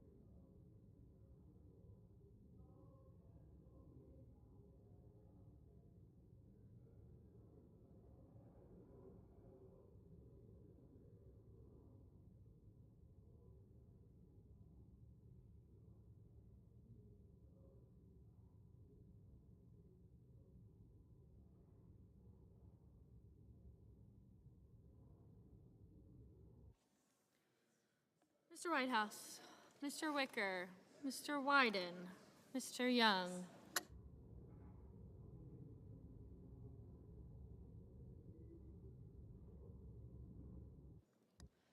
Senators voting in the affirmative: Barrasso, Budd, Cassidy, Collins, Cornyn, Curtis, Daines, Ernst, Fisher, Graham, Justice, Lummis, Marshall, Moran, Murkowski, Paul, Risch, Tillis, and Tuberville.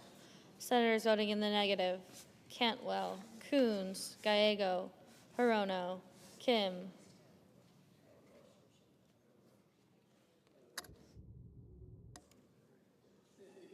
Murray, Ossoff, Peters, Reed, Smith, and Whitehouse.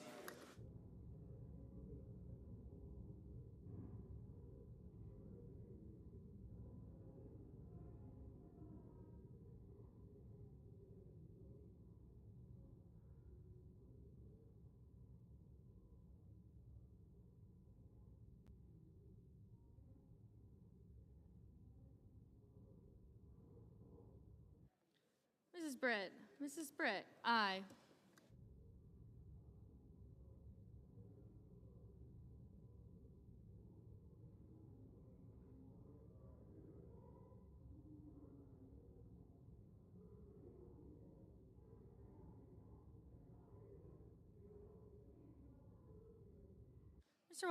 Mr. Wyden, no.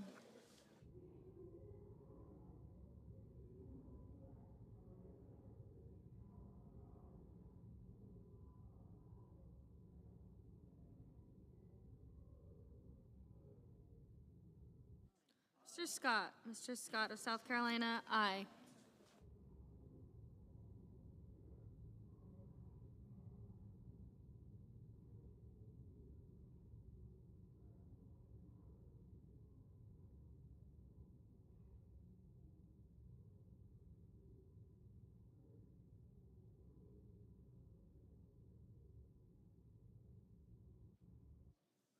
Mr. Heinrich, no.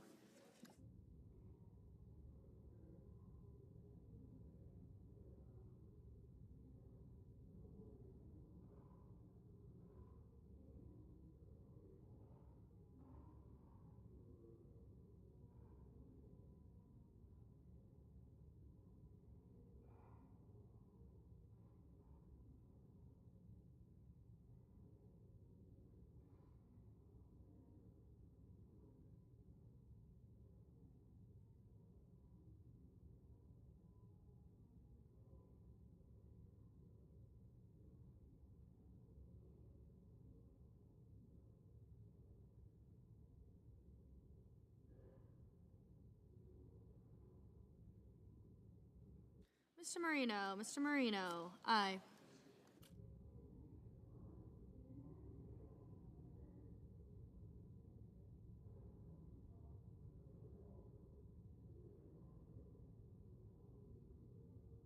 Mr. Crapo, aye.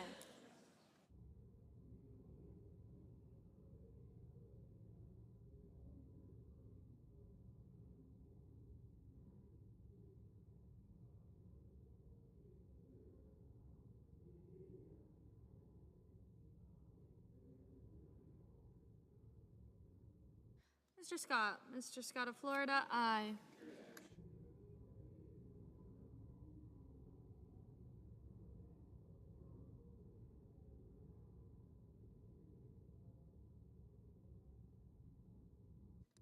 Mr. Padilla, no.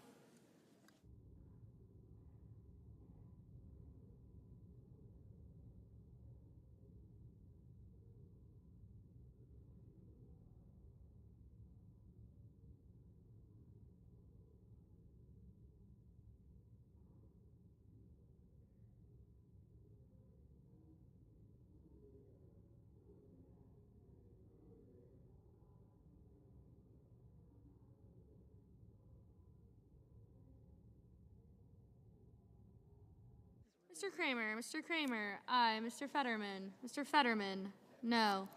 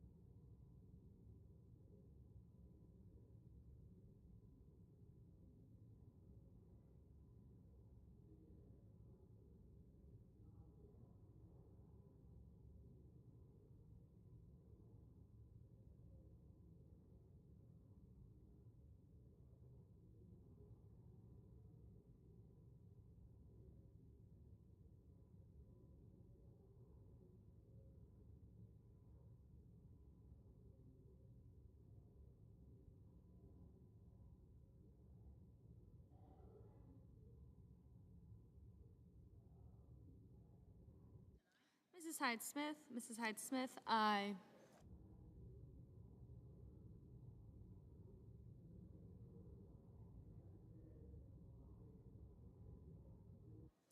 Ms. Rosen, no. Mr. Husted, aye.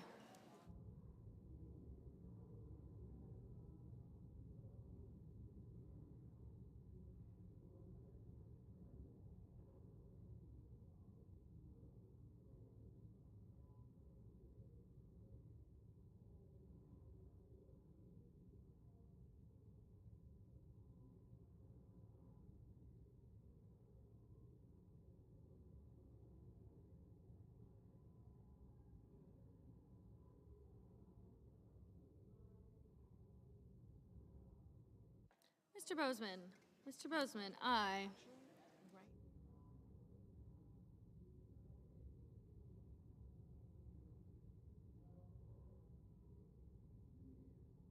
Ms. Duckworth, no.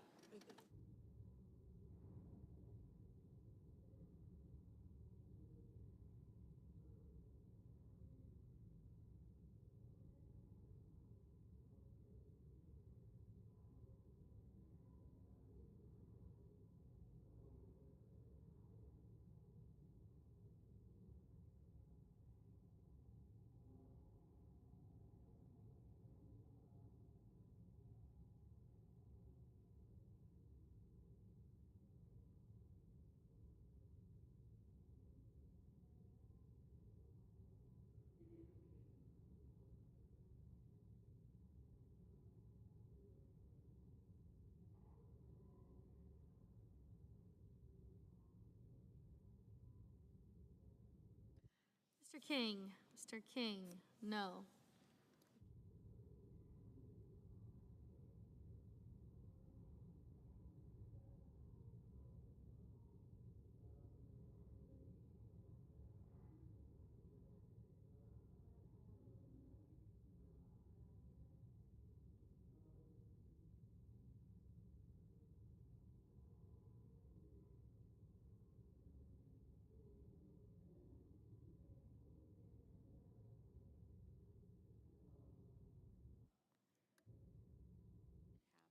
Mr. Schatz, no.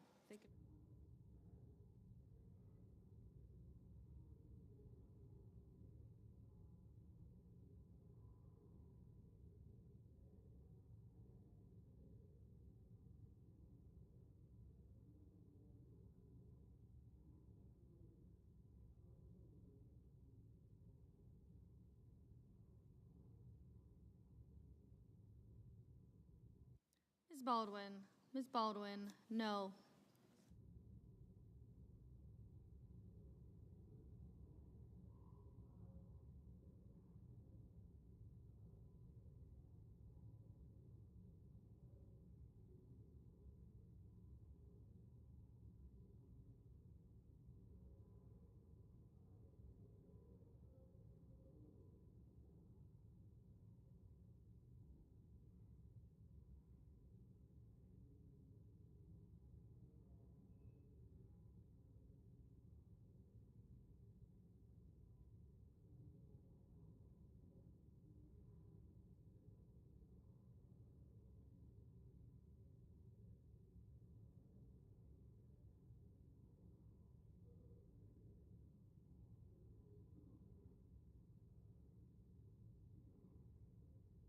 Mr. Sheehy, aye.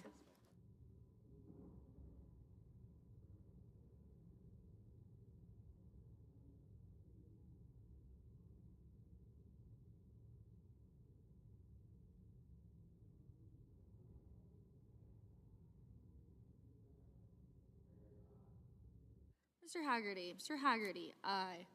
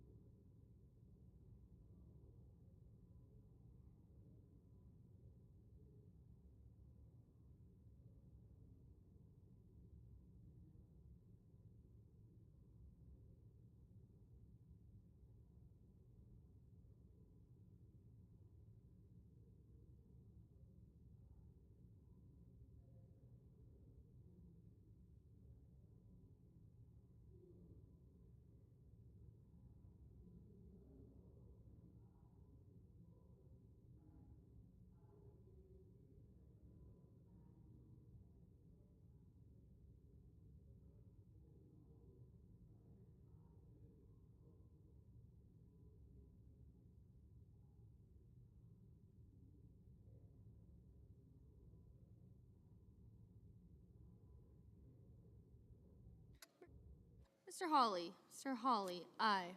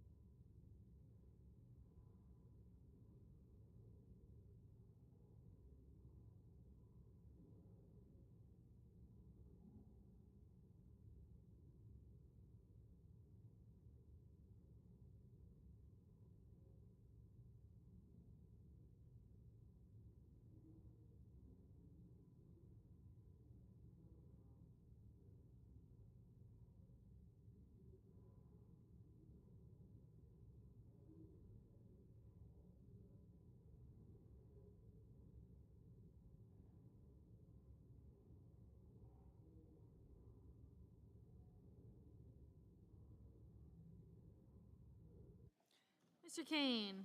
Mr. Kane, no. Mr. Warner. Mr. Warner, no. Ms. Blunt Rochester. Ms. Blunt Rochester, no. Mrs. Blackburn. Mrs. Blackburn, aye.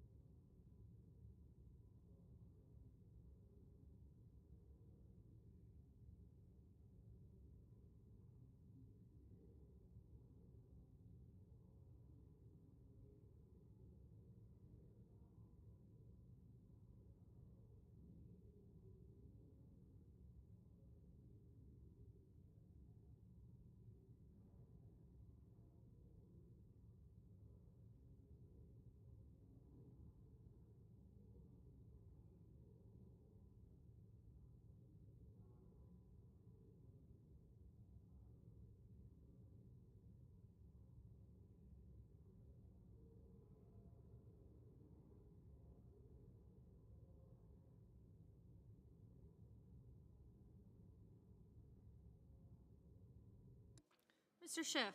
Mr. Schiff, no. Mr. Young. Mr. Young, aye.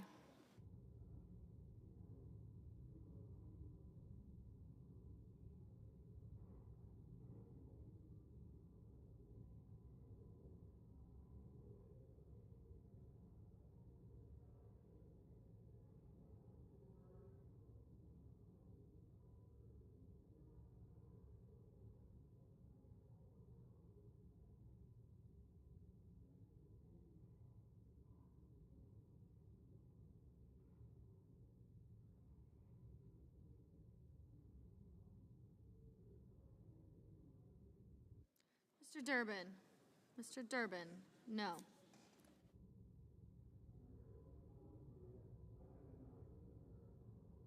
Mrs. Capito. Mrs. Capito, aye.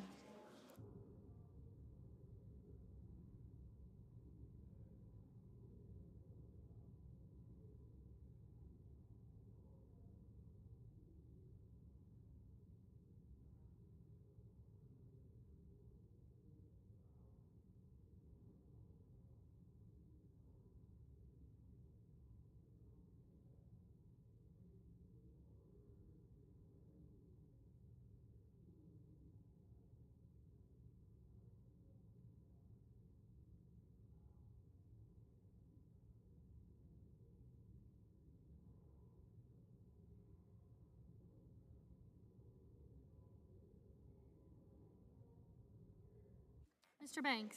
Mr. Banks, aye.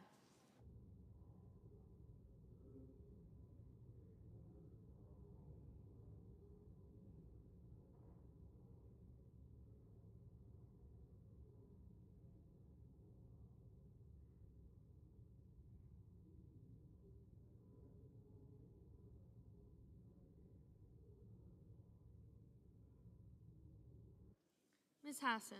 Ms. Hassan, no.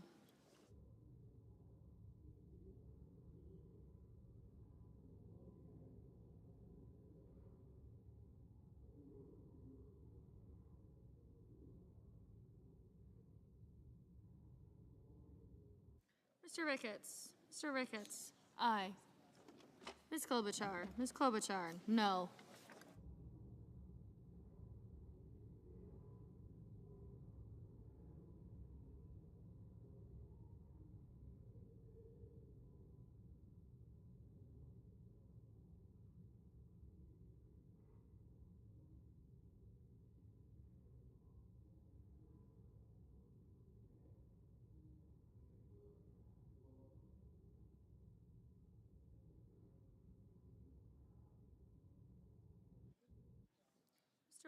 Mr. Rounds, aye.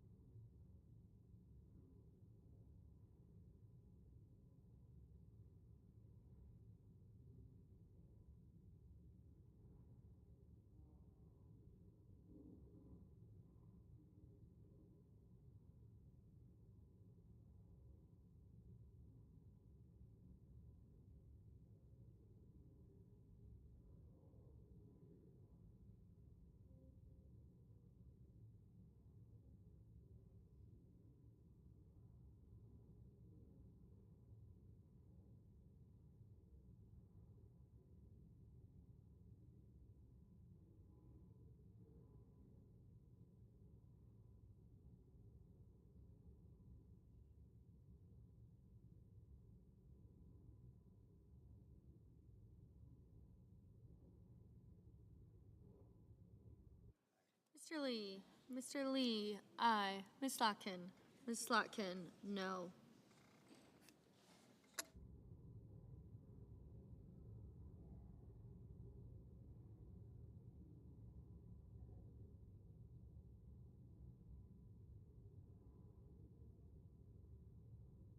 Mr. Langford. Mr. Langford, aye. Mr. Hoven. Mr. Hoven, aye. Mr. Merkley. Mr. Merkley, no.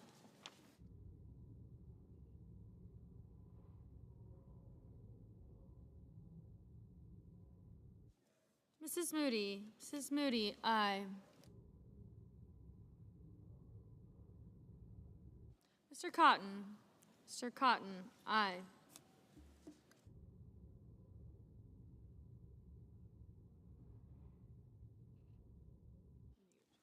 Mr. Sanders. Mr. Sanders, no.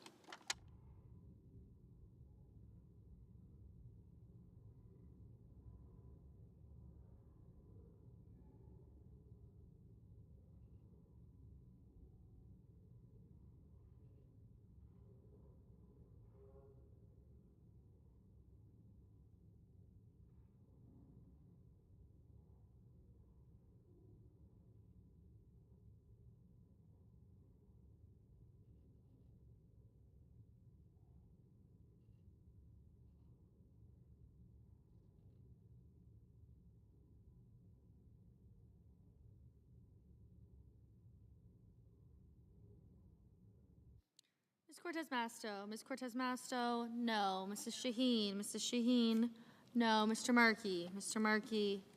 No.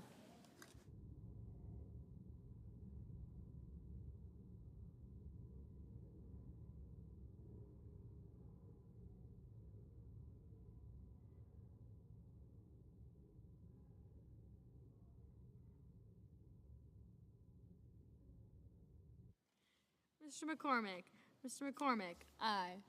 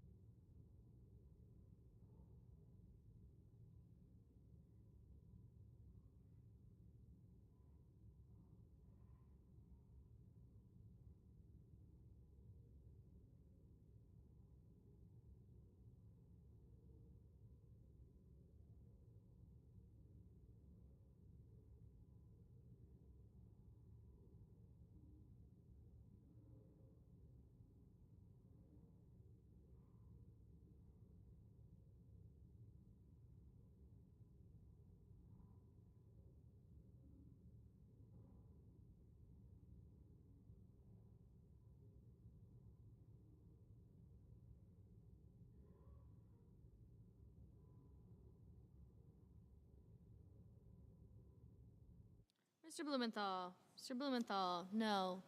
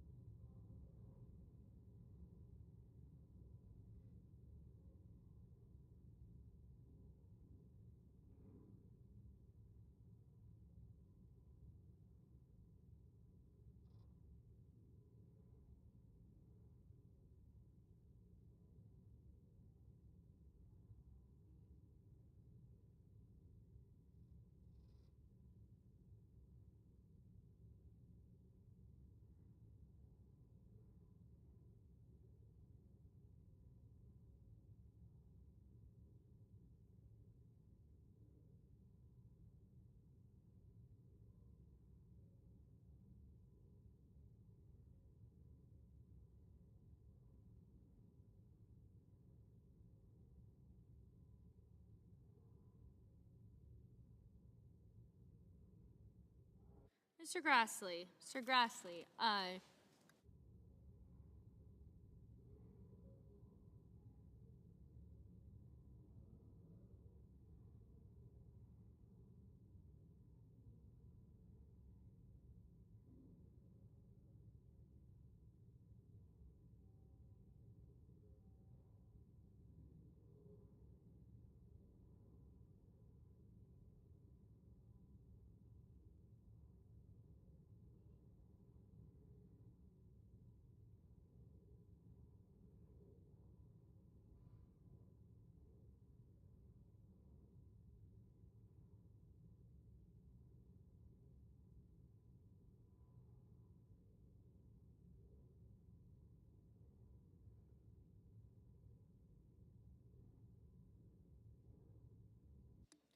Mr. Schumer? Mr. Schumer? No.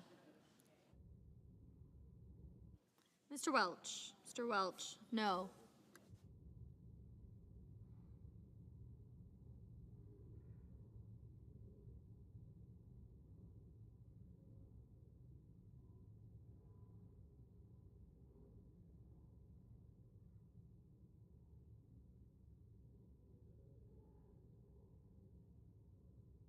Mr. Bennett?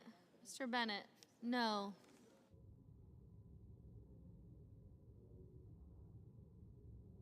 Mr. Wicker? Mr. Wicker? Aye. Ms. Also Brooks? Ms. Also Brooks? No.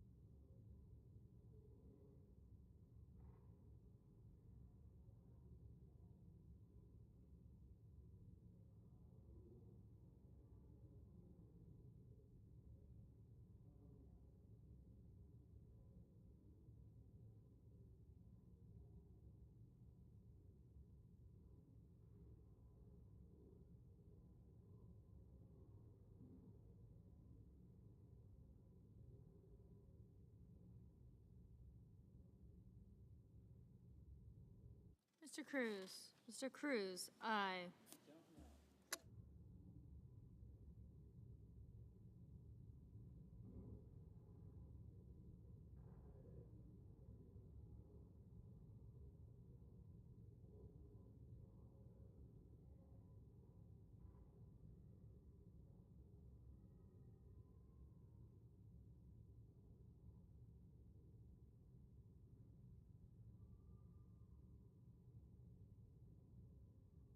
Mr. Van Hollen.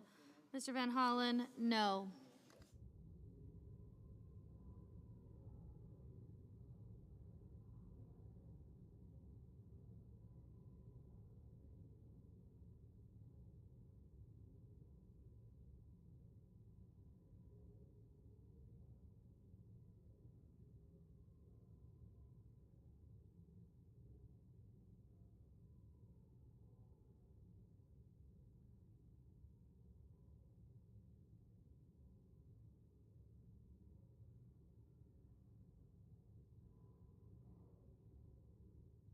Mr. Schmidt. Mr. Schmidt, aye.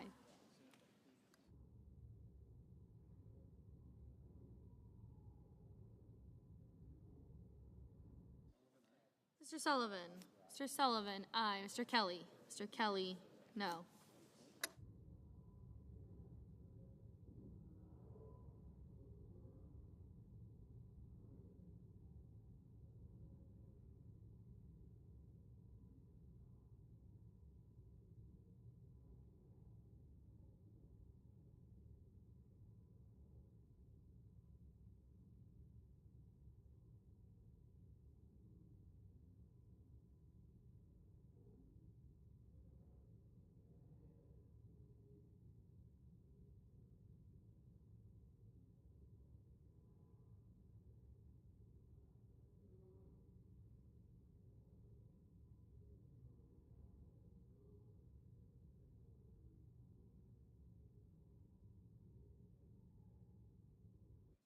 Mr. Lujan. Mr. Lujan, no.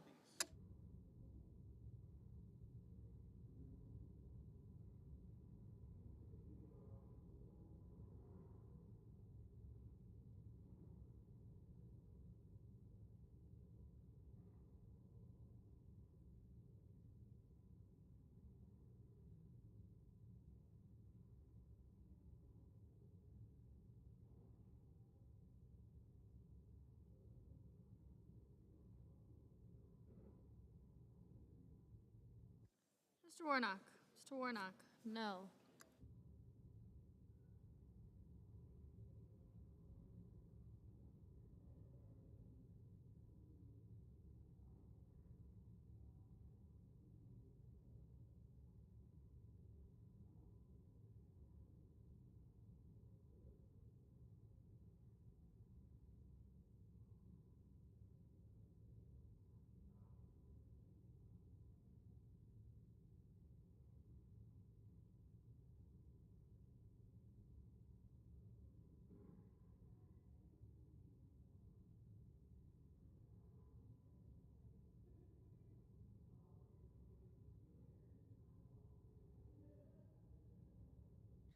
Mr. Johnson. Mr. Johnson, aye. Ms. Warren. Ms. Warren, no.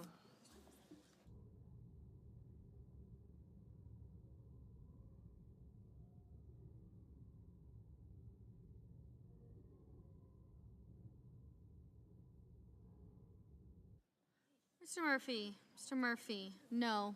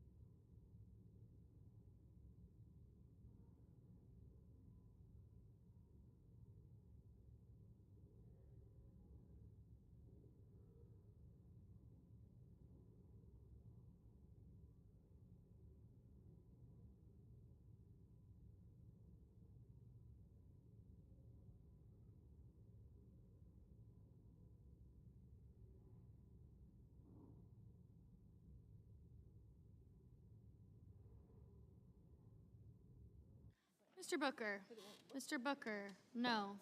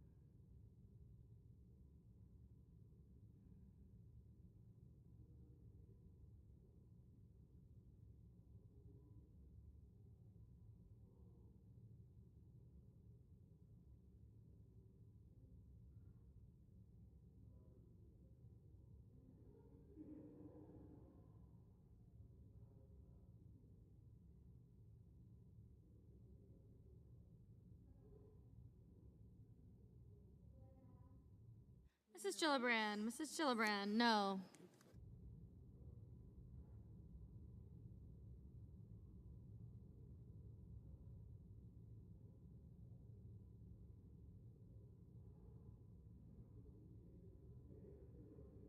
Mr. Hickenlooper, no.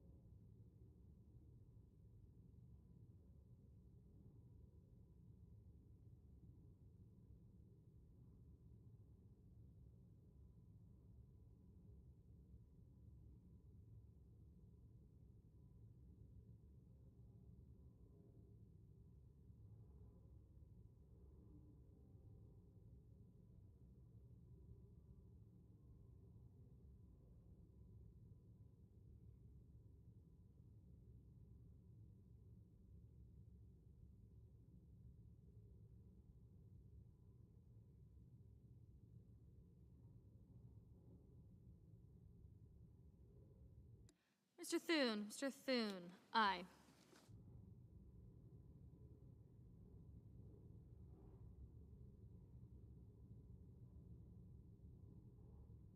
On this vote, the yeas are 50, the nays are 47. The nomination is confirmed. Under the previous order, the motion to reconsider is considered made and laid on the table, and the President will be immediately notified of the Senate's action. Under the previous order, the Senate stands in recess until 2:15 p.m.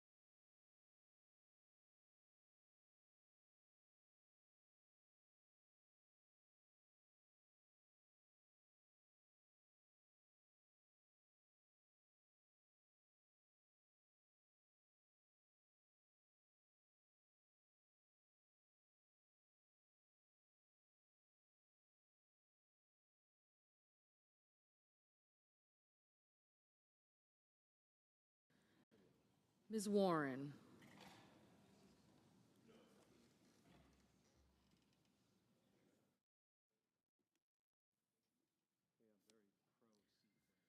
Mr. Welch. Mr. Whitehouse. Mr. Wicker. Mr. Wyden. Mr. Young.